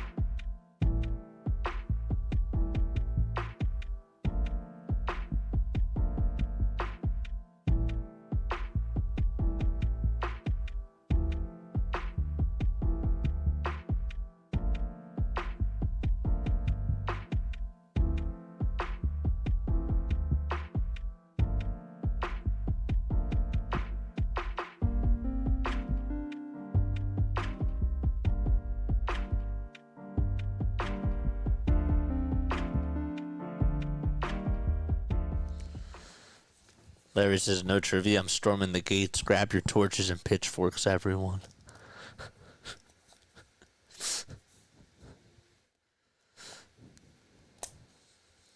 I want that same energy for the Hall of Fame. Revolt, says John. 7 innings, 6 strikeouts for Jesus Luzardo. His night is done. 66 pitches, 66 strikes on 100 pitches. The pitch to Bohm, it's up high for a ball. Steven Matz is still pitching. So if Luzardo's going to get the win, the Phillies are going to have to get the lead here. 1-0 pitch to Alec. Foul ball. Yahoo has an article about Rob Thompson being let go if we don't get into the World Series. It's written by Joe Conahan. Joe Conahan? Is that how you say it? 1 ball, 1 strike. And the pitch. Check swing. He did not go. I did see that the Phillies are having this auction. They're doing some sort of an auction where you get like a lunch with Rob Thompson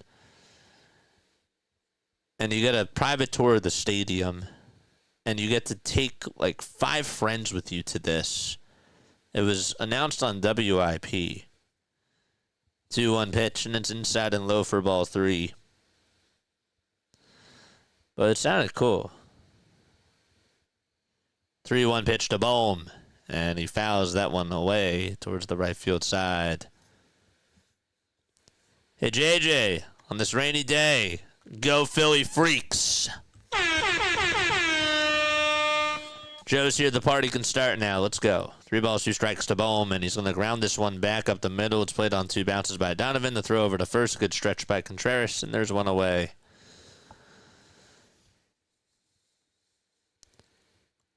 Lydia, what's going on? What's up, Lydia? Come on, guys. Let's keep those bats burning hot. Let's get them. Harper, send me a big homer.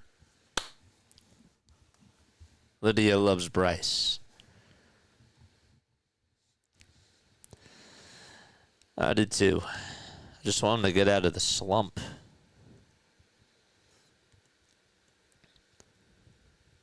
Info on that auction is on the Phillies website. A lot of cool stuff available. This is Laurie. 1 out. And the pitch to Wes Wilson. He takes it for a ball. Wilson is pinch hitting for Brandon Marsh. The 1-0 pitch. There's a foul ball. It back behind the plate. There's a guy with a long beard who has his rain hat on. It's an orange rain hat. And a windbreaker that's yellow, mustard-like color. 1-1. That's a foul ball. Or sorry, that's inside for ball 2. Matz gets set at the letters and delivers, and Wilson will chop it foul.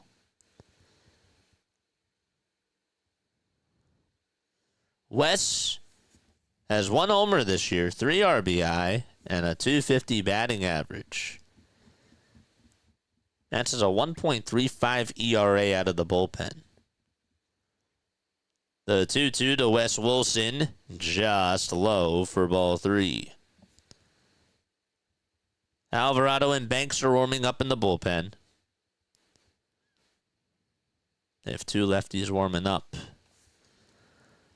And the 3-2 to Wilson. And he lines this one over to left center field for a base hit. And it's played on a couple of bounces by the left fielder Nootbaar. The throw over to second is going to be cut off, and Wes Wilson gets on with a 1-out single. Good job by Rob to have him pinch hit.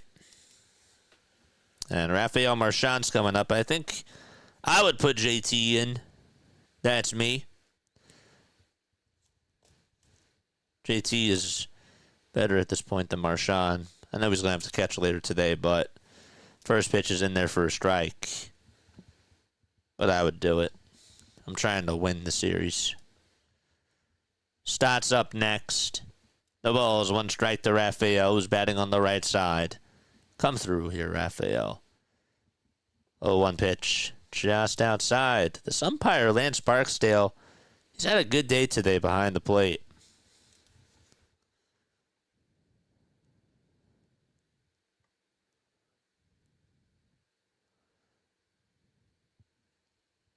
1 ball, 1 strike. And that is high for ball 2.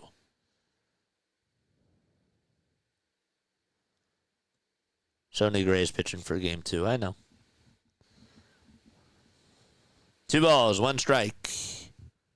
And the pitch to Marchand. Line drive into right field for a base hit. Marchand came through, and going over to third base is Wilson. The throw's off the line, and Arenado cut it off. Going to second is Marchand, and he is safe at second base. Nope, he's out. He's out at second base. They didn't show it. He was out. He tried to extend a single and go over to second base. And Marchand has had 2 bad base running plays today. Walker threw it over to third. Arenado cut it off. And Marchand tried to dive into second. And he was out. He was called out. Phillies are challenging this. Marchand tried to be aggressive. I mean, there wasn't really any point for him to go over to second, in my opinion. Especially with Arenado over there. Phillies are challenging this. I just don't understand the logic for him trying to go over to second in that spot. He's trying to be aggressive. I think he's safe. When I'm looking at the replay, I think his hands just got on in there, but I still don't understand the decision of him running over to second in that spot. Phillies fans are standing up, and Rob has a case for this challenge. Marchand was called out at second.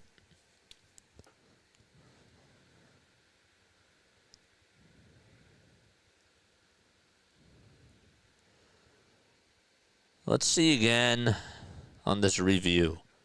Wynn tried to tag him. Didn't get the glove. The call was that he was out.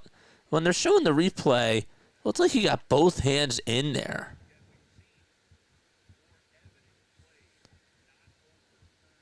The tying run is what matters. Yeah, I don't understand why you would do that. They're still reviewing it. The call's overturned, and Marchand is safe at second. Wow. So 1 out in the bottom of the 7th. Happy that it worked out. But, man, I still disagree with the decision. We catch a break. Yeah. I can't believe it. I don't know. What do you guys think? The tying run to me is what matters. Why would you get yourself out there at second base? Like, I don't know. All right, Bryson Stott's up, and the first pitch is in there for a strike. So there's 1 out. Let's reset this. 1 out, 2 runners in scoring position. And Stott is up at the plate. No balls, 1 strike. And the pitch to Stott, swing and a miss. Pitch was high.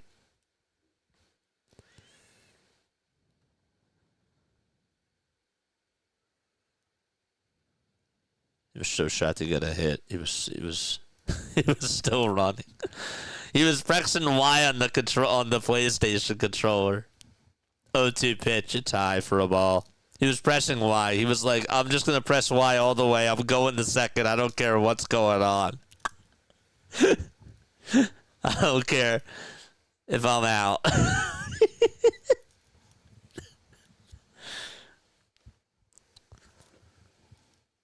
1-2 pitch. It's high for ball 2.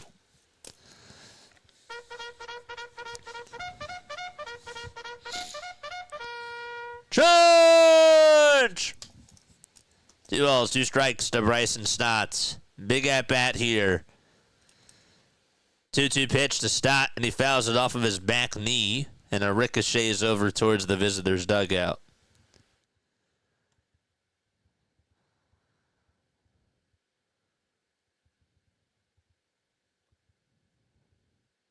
Why I just tied the game of base hit scores too? Yeah, but it's in the 8th inning.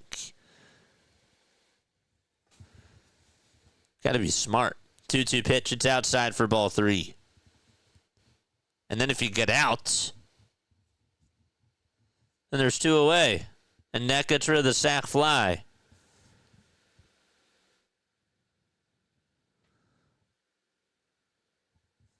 Three-two pitch to Stott. Ground ball. Pop! And that's off the glove of Donovan. And Wilson will score. Heading over to third is Marchand. And it's a 1-1 game on an RBI infield single by Bryson Stott. They're switching the camera angles. It's a little bit tough. It caught me a little bit off guard. But he hit a bouncer, and it ricocheted off of Donovan's glove as he tried to make a dive and keep the baseball in front of him, and it bounced off the heel, and the Phillies tied this baby up 1-1.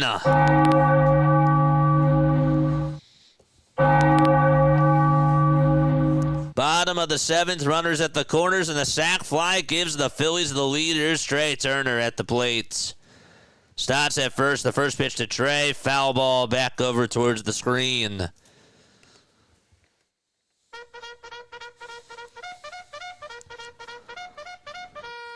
Charge!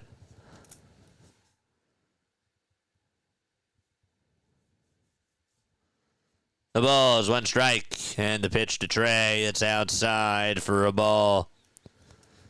Thank goodness he was safe at second. That changed everything.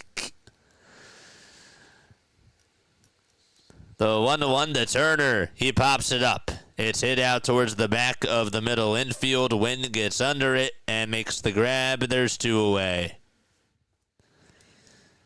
And that'll bring up Bryce Harper. All right, Bryce, we need a hero. It's a good song. Matz is still pitching. 32 pitches for Steven Matz. Holly is not afraid to use a guy for more than a couple of innings. Saw that in the first game of the series, too. Here's Bryce Harper. Runners at the corners, 1-1. And the pitch to Bryce, and he fouls it off. Let's get Luzardo the win here, please.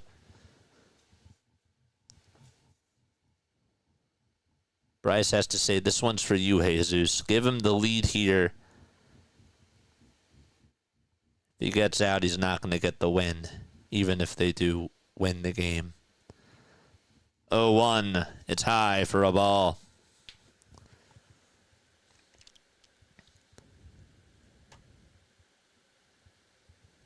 There goes my hero. Foo Fighters. 1-1 pitch to Harper. It's outside for ball 2.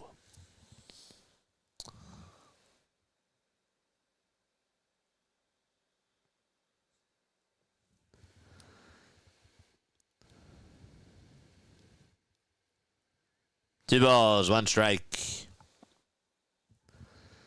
The pitch to Harper, and he smacks it foul.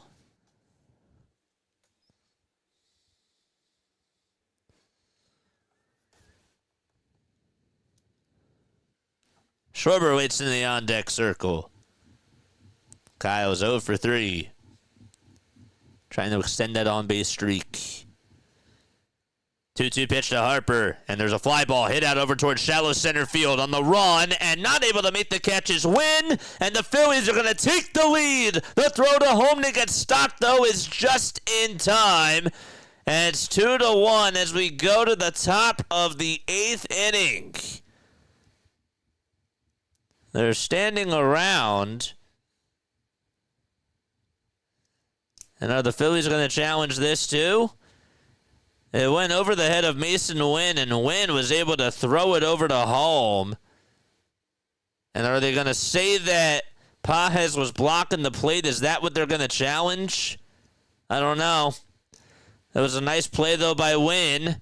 And bad base running by Bryson Stott. Didn't even slide, nothing. He didn't give him a path. That's true. He did not give him a path. So they are challenging. And by the way, Ali Marmol's out there too to check up on Pages. So it is an RBI single for Harper. And the Phillies do have the lead. We'll celebrate that.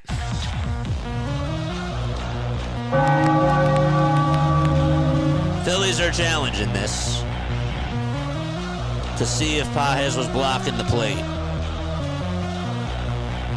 He didn't give Stott a path. That's what it looked like to me.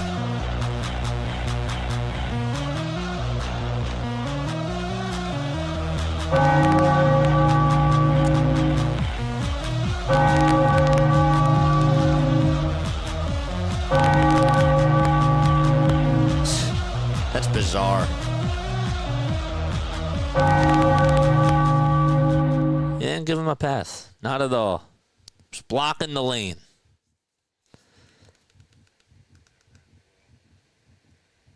They're still reviewing this. Umpires Lance Barksdale and Tom Hanahan have the earpieces on.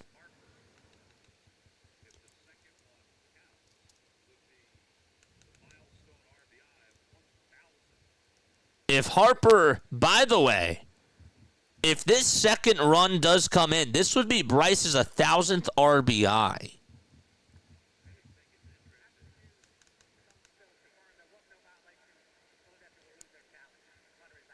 The runner's out, and the call on the field is confirmed, really. So it's an RBI single for Bryce. The Phillies do take the lead 2-1, and we're going to the top of the 8th inning. There wasn't a lane there.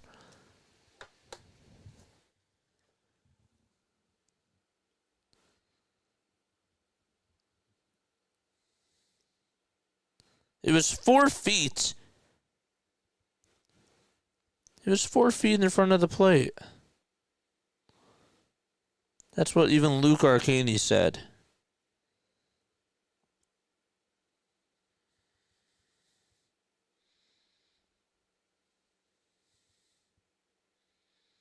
I don't know. Tom Coe said that pace running by Marchand an hour ago was not great. It's wild. I don't know. But we got the lead. That's what matters. JJ Lucky Rabbit when we take over for the win in the 8th inning once, twice, and again today. Stop trying to score there is a worthwhile gamble. Pretty much like I said, why tie the game when you play aggressive and go for the win? So Steven. I mean, I just disagree. Because you got to be smart. Like, if that was Trey Turner running, sure, I'm fine with it. Trey's faster than Marchand, but you've really got to be confident there. You can't get yourself out. Marchand running over to second base on the RBI single after the throw's made back over to third, that's not a wise decision. Wilson going over to third is smart. I'm fine with him going over to third there, but Marchand's not really that fast. And Arenado cut it off, made a good throw over to second. Bad swipe by Mason Wynn. And so that's just, you're just getting yourself out there. And you're also getting rid of the sac fly. So there's 2 away. And you could have used that extra out. Is Trey Turner doing well right now? He's struggled. He's been struggling over the last couple of games. So I wouldn't take that risk. 1 ball, no strikes. And the pitch. That's in there for a strike. I just can't believe that Stott was... I don't know what blocking the base path means. That part I don't know. 1 ball, 1 strike. And the pitch. It's a low for ball 2.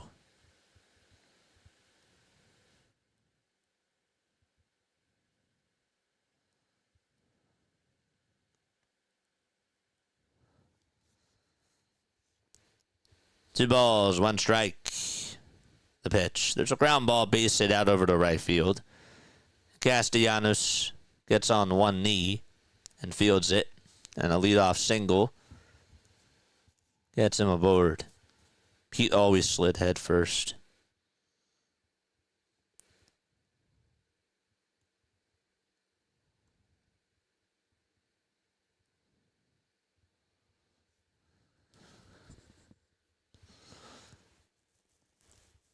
So we got a runner on over at first, and Mason Wynn is up. Alvarado's pitching. And there's a 97-mile-per-hour heater that's down for a ball. So does that mean that Luzardo could get the win? Yes. As long as Alvarado doesn't blow this.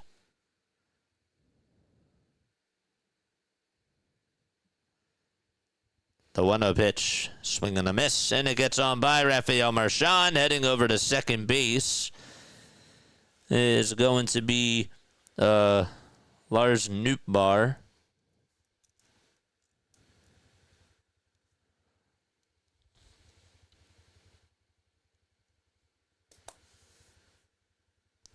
Denver says cut him now. He hasn't had a good day today. 1 ball, 1 strike. Nootbaar's over at second. Alvarado stares back at second, and the next pitch is wide for ball 2.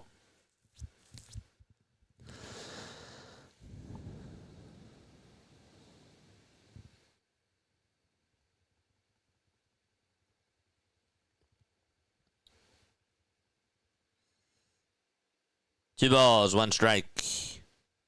And the pitch, swing and a miss.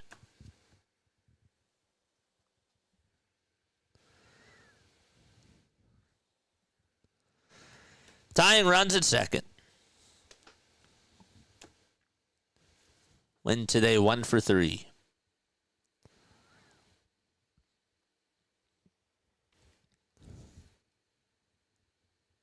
Get that win for Luzardo.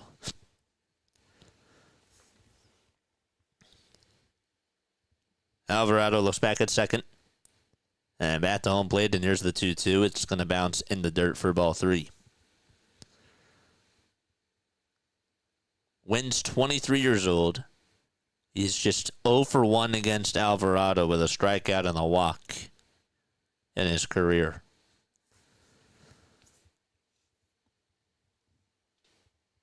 Three balls, 2 strikes. The payoff pitch to Wynn, down for ball 4.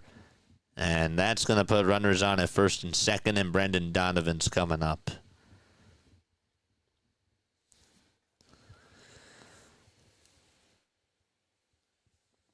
Orion Kirkering is warming up in the Phillies bullpen.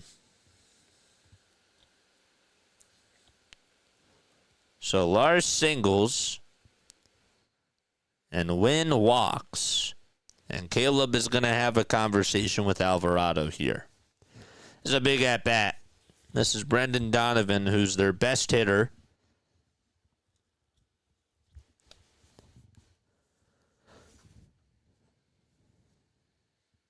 It's a big convo here.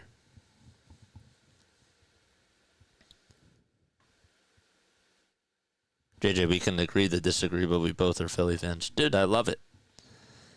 Catcher gets leeway if the throw takes in the path. If the throw takes you to the path. I understand that. I still think that even with the throw taking him right there, he didn't give him a spot. Still didn't give him a lane. But thanks for the $2 super chat. Nobody out. And Brendan Donovan is in the batter's box. Donovan's going to show bunt. And he pops it up. It's a foul ball.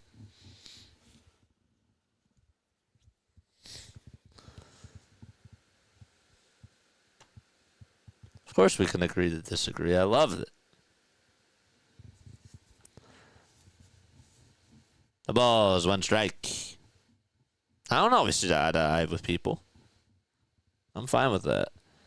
0-1. And he showed bunt again, but took it back, and it was at the knees for strike 2. Contreras is in the hole. It would be huge to get this guy out. No balls, 2 strikes. And here's the 0-2. And it's going to bounce in front of Marchand as it's in the dirt.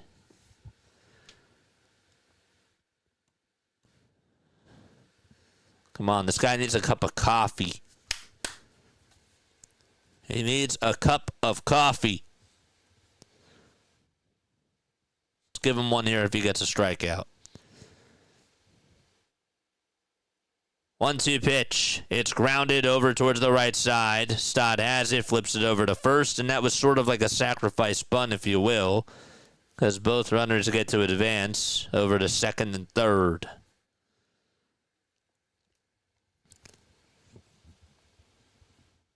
So now do you walk Arenado here and face Contreras? And Rob is going to make a move. Wow. Saved him for the righty over Arenado. Oh, Ryan Kirkering is going to come on in and pitch to Arenado. I don't like that. I don't like this move.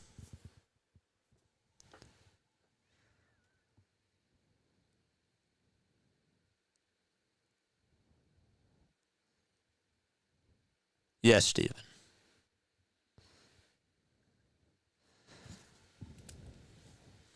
I don't like this. I don't know why. Yes, Kirkering. You would go to Kirkering here? I wouldn't do it. This is nerve-wracking.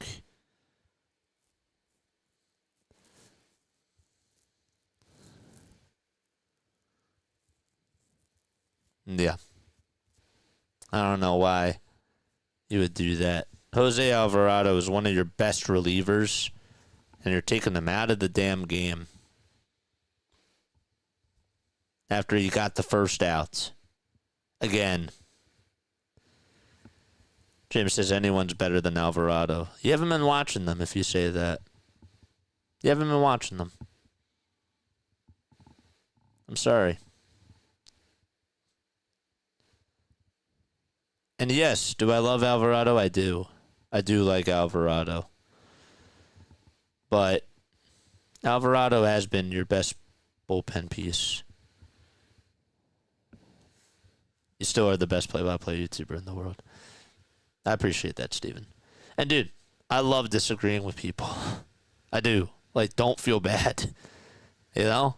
I love these types of conversations. I'm not the type of person that's like, well, if you disagree with me, get out of here. No, it's not how I am.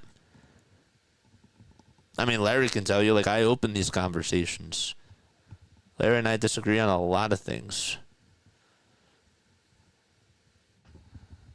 Orion's going to pitch.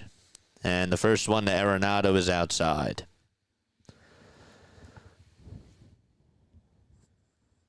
I don't like this.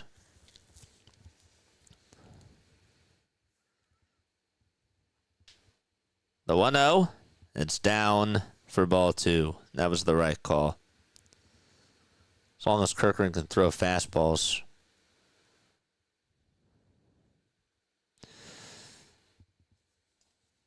Two balls, no strikes. Here's the pitch to Arenado. It's popped up over towards the first base side in foul ground. Harper does get under it, makes the catch. And Arenado got himself out. Wow. You just gave away that at-bat there. You're ahead in the count, 2-0. And you hit a pop-up like that. Wow.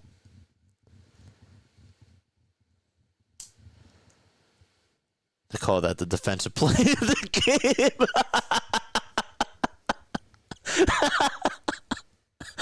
That's the defensive play of the game. The pitch, it's down for a ball.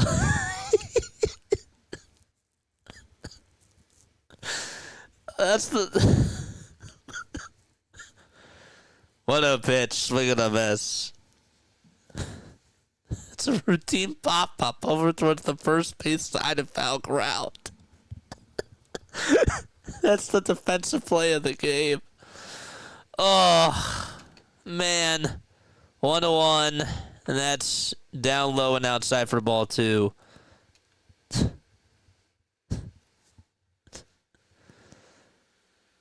That's crazy.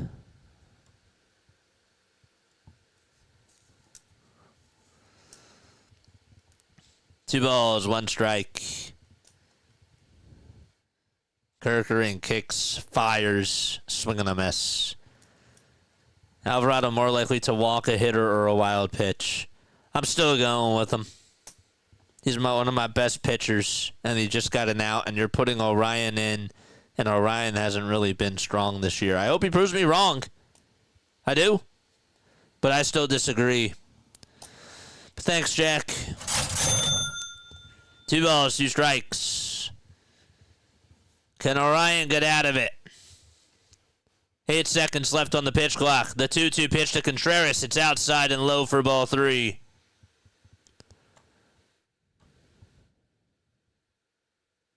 I'm glad you don't get mad because we both have opinions. Of course. I love it.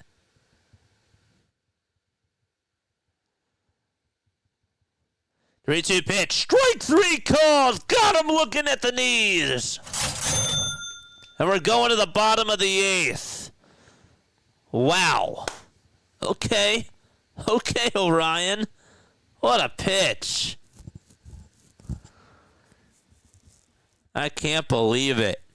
Kudos to Orion.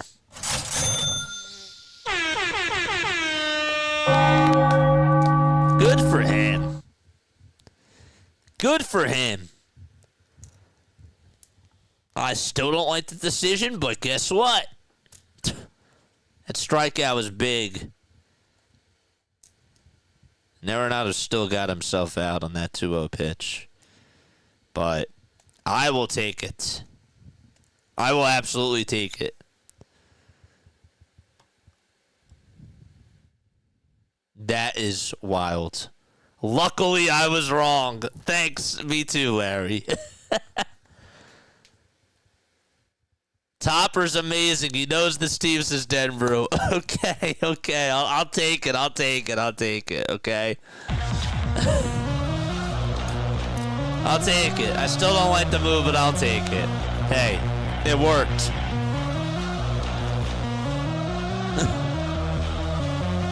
Okay. I'll take it.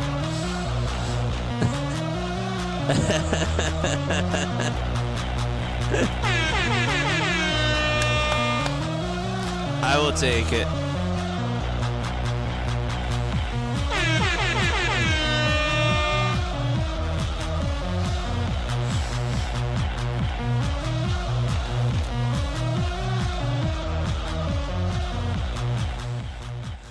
This is why we are not the coaches, says Steven.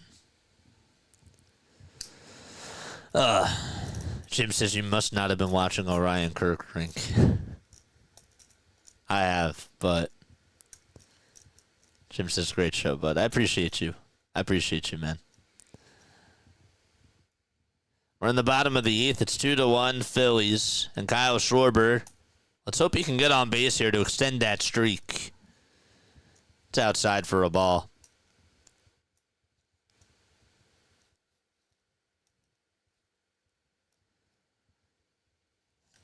Here's the 1-0 pitch to Schwarber. It's a foul ball. Just checking in on everyone's behavior. What's going on through 3-3 step? Come on, Kyle. Get on. Extend that on-base streak. 1-1 to Schwarber. There's a bouncer. It's hit back over towards the mound, and Schwarber gets tagged out by the pitcher. That's on the line now. So Schwarber does not get on base.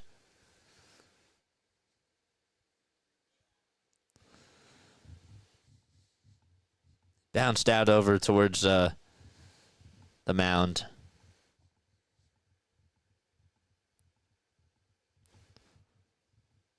Thanks, Renaud. Appreciate you, man. And 1 out. And so Steven Matz is going to be replaced. We got to pitch and change. All right. Okay.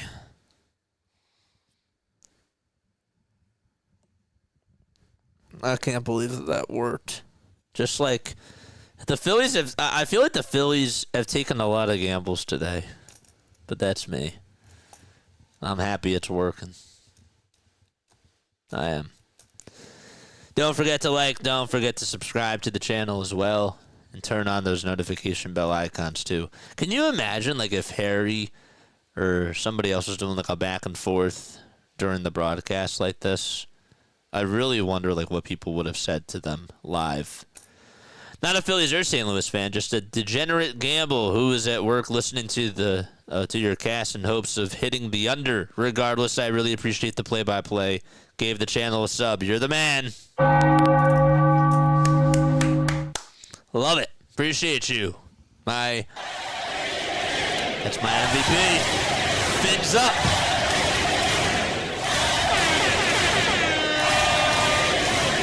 I can tell that you're a Miami guy. Fins up. Okay. How you feeling about your Dolphins, man? How you feeling about your Dolphins? Do we score more? Do we blow it? You never know. That's the tease of sports. That's why baseball's great, too, because it's like coming up. Will the Phillies hang on in the top of the ninth? Who's going to pitch? Truculent was one of those Howard Cosell's $50 words. Yes, that's what he's referencing. He's a big, he's referencing Bobby Euchre's words. Gordon Graceffo is going to pitch against Nick Castellanos, and the pitch is swung on and missed.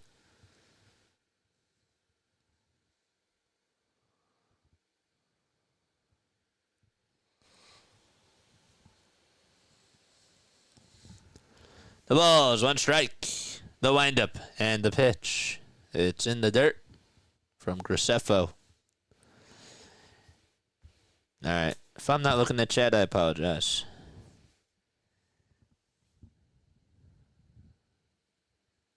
Graceffo with a nice pitch.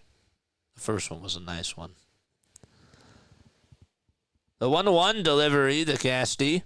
That's fouled away. It was a hanging slider.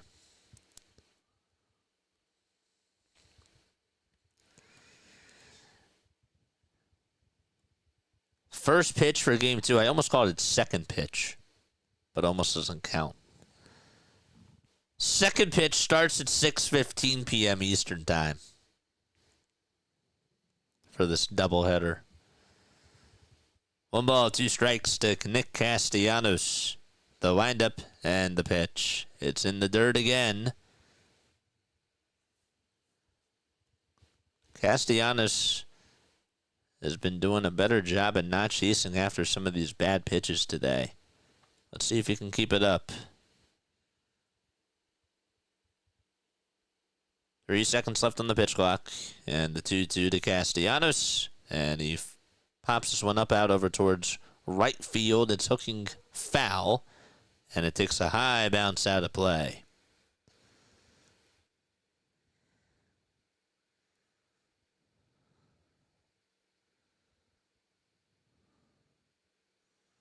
MVP, I am honored. And yes, unfortunately, I'm a Finns fan. Tough life to lead, says my guy.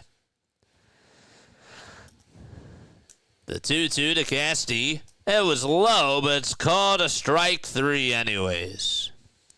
And that is out number 2. John. What's up, John? Steven says, JJ, if you found $100 bill at a casino, would you play $1 at a time in a slot machine or play the whole $100 on one bet? Is that the $100 question from you? 2 outs and the pitch is down for a ball. What would I do? If I was at a casino? I'll get back to you after this inning. 1-0 pitch. It's popped up. It's a foul ball, and it goes out of play. Let me think about it.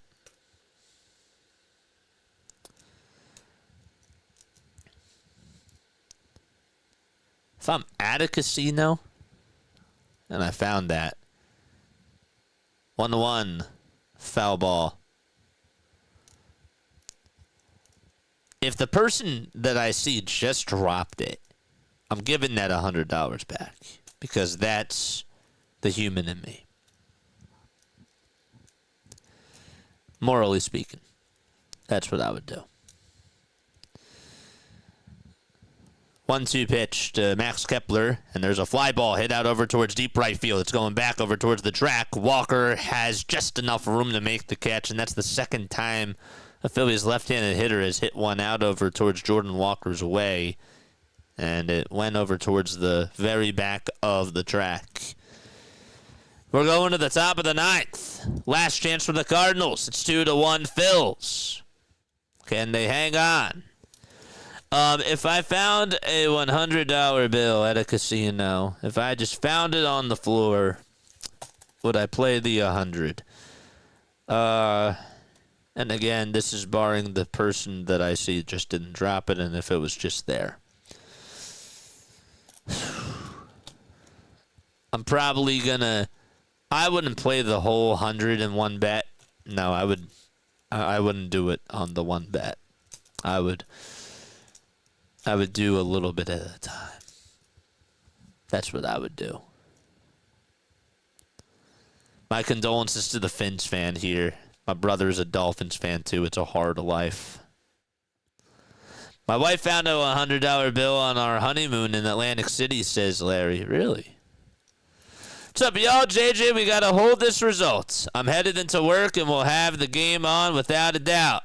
I may not be back home until after pregame, so y'all enjoy these games. Ryan, thank you. I know your answer. You are not a gambler. You play the odds, says Steven. My brother from another mother, JJ. Great job as always. Wife and I are back watching the Phillies play-by-play. Just a matter of time before we get back to the bank. Let's go. Let's go. Let's go. My prayers were answered, baby. That's great. Oh, that makes me so happy. Tell her that we all love her and that we've all been thinking about her. I know I have for sure. That's awesome. JJ will fill his gas tank and go buy a Phillies cheesesteak. JJ did stop raining in Philly. For now it did. For now it did, but that doesn't mean that there's a little drizzle in the forecast for tonight. All right, we're going to the ninth. Let's focus. Jordan Romano is pitching. Fasten the seatbelts. He has an 8.79 ERA. Ivan Herrera is up to bat first, and the first pitch is bounced foul. 0-1 is the count. What's up, Eagle Auto? By the way, happy to see you. The ball is one strike. Romano kicks, fires, and it's low for a ball. No postgame show after this, but we are doing a postgame show tonight. I'll do a quick recap, and then we're going to get up and stretch and go have a meal. And we'll be back on for game 2. Romano comes set above the belt, and the 1-1 to Herrera, and it's bounced foul towards the third base side. I like these questions.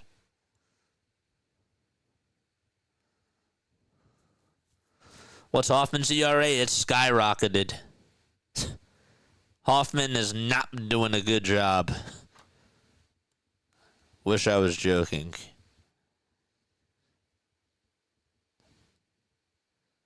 Romano kicks, fires, and it's outside and high for ball 2. He gave up, I want to say he gave up a grand slam. He gave up a lot of runs in his last outing. 2-2 pitch. And another foul ball towards the third base side.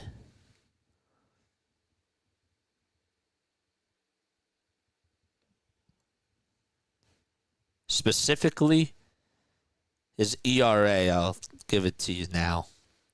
It's at a 6.05.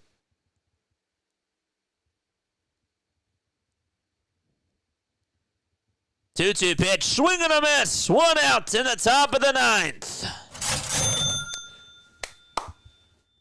Get those chairs ready. Have a seat, Herrera. Hoffman's ERA in the month of May, in 4 innings, he's given up 11 earned runs. So it's a 24.75 in the month of May. In the month of April, different story, 1.35. 1 out, and Nolan Gorman's going to pinch hit. And the first pitch, there's a swing and a miss. Got a slider, and couldn't catch up to it. He's batting .231 as a career pinch hitter. As a homer and 5 runs knocked in. The leg kick and the pitch from Romano. It's fouled back over towards the screen.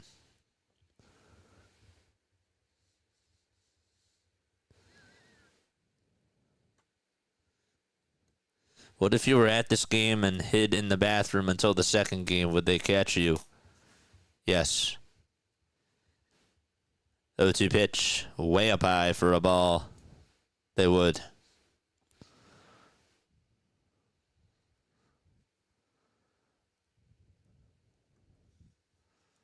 I like these questions.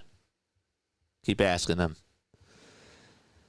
1-2 pitch. Another swing and a miss. 2 away in the top of the 9th. Romano climbed the ladder with a fastball. And there's 2 gone. Woo! And the final out for St. Louis. Backs are against the wall.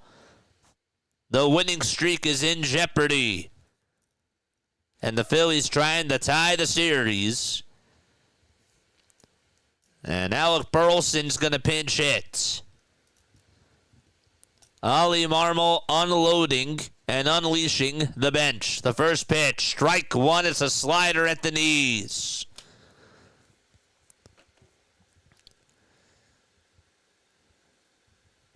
JJ, give me your best bet for game 2. I got you.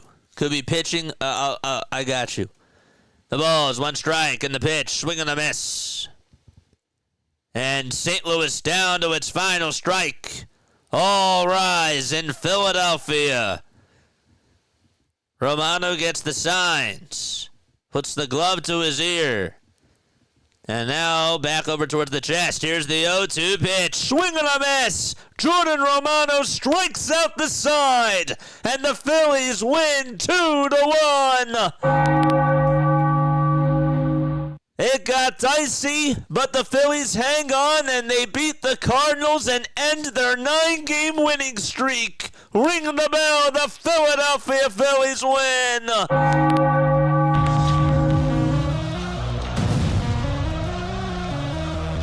A celebration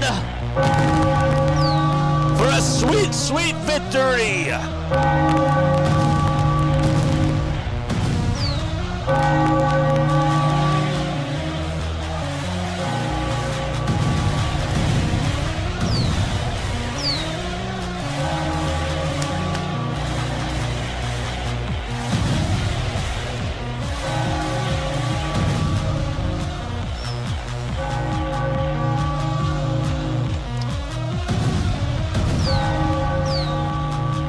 Let's go.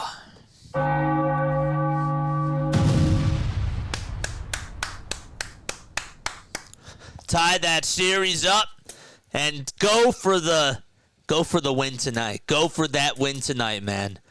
This was a grind out type of a game for this team. And I don't know how. I think we stole this game. We stole this game. And you know what? Even still, we did show... The Phillies did show fight, and they stayed with themselves. And I'll tell you what, they took gambles in this game, But the result is what matters, and they ended this team's 9-game winning streak. I am so happy for this pitching staff. I'm happy for Jordan Romano. My gosh, him coming in through the 9th inning, good for him. He strikes out the side? Really? Ew. And I mean that in a good way. Ew. There we go. Luzardo.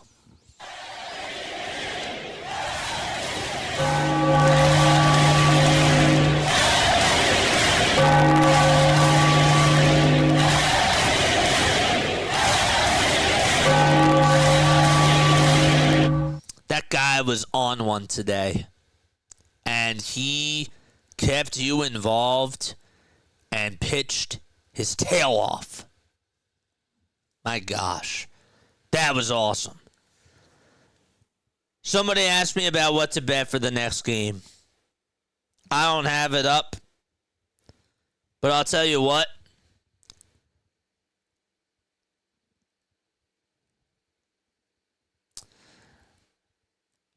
If Aaron Nola has a line for 5 or more strikeouts, I would take that. I think Nola's going to get you at least 5 or more strikeouts. I would go up and I would say that he's going to get you 7 or 8. So that's what I would take. That was big. This Cardinals team's good. This Cardinals team's really good. And you split the series. And you take game 1 of this doubleheader. So now you're riding momentum into game 2, which is also big as well for the ball club. And you could use Strom in the second game. You have more flexibility. You can use Walker in the second game in the bullpen. Tanner Banks, Joe Ross. I mean, Luzardo pitched great today. You needed that. Wow. This was a gutsy win. This was one of those games where they stayed in. The offense didn't do much. But they played small ball and they won. That was just enough.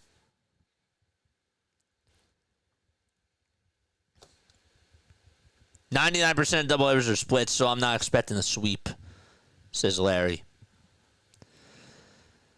At this point, I think I trust Romano more than Kirkering, says Larry. You know?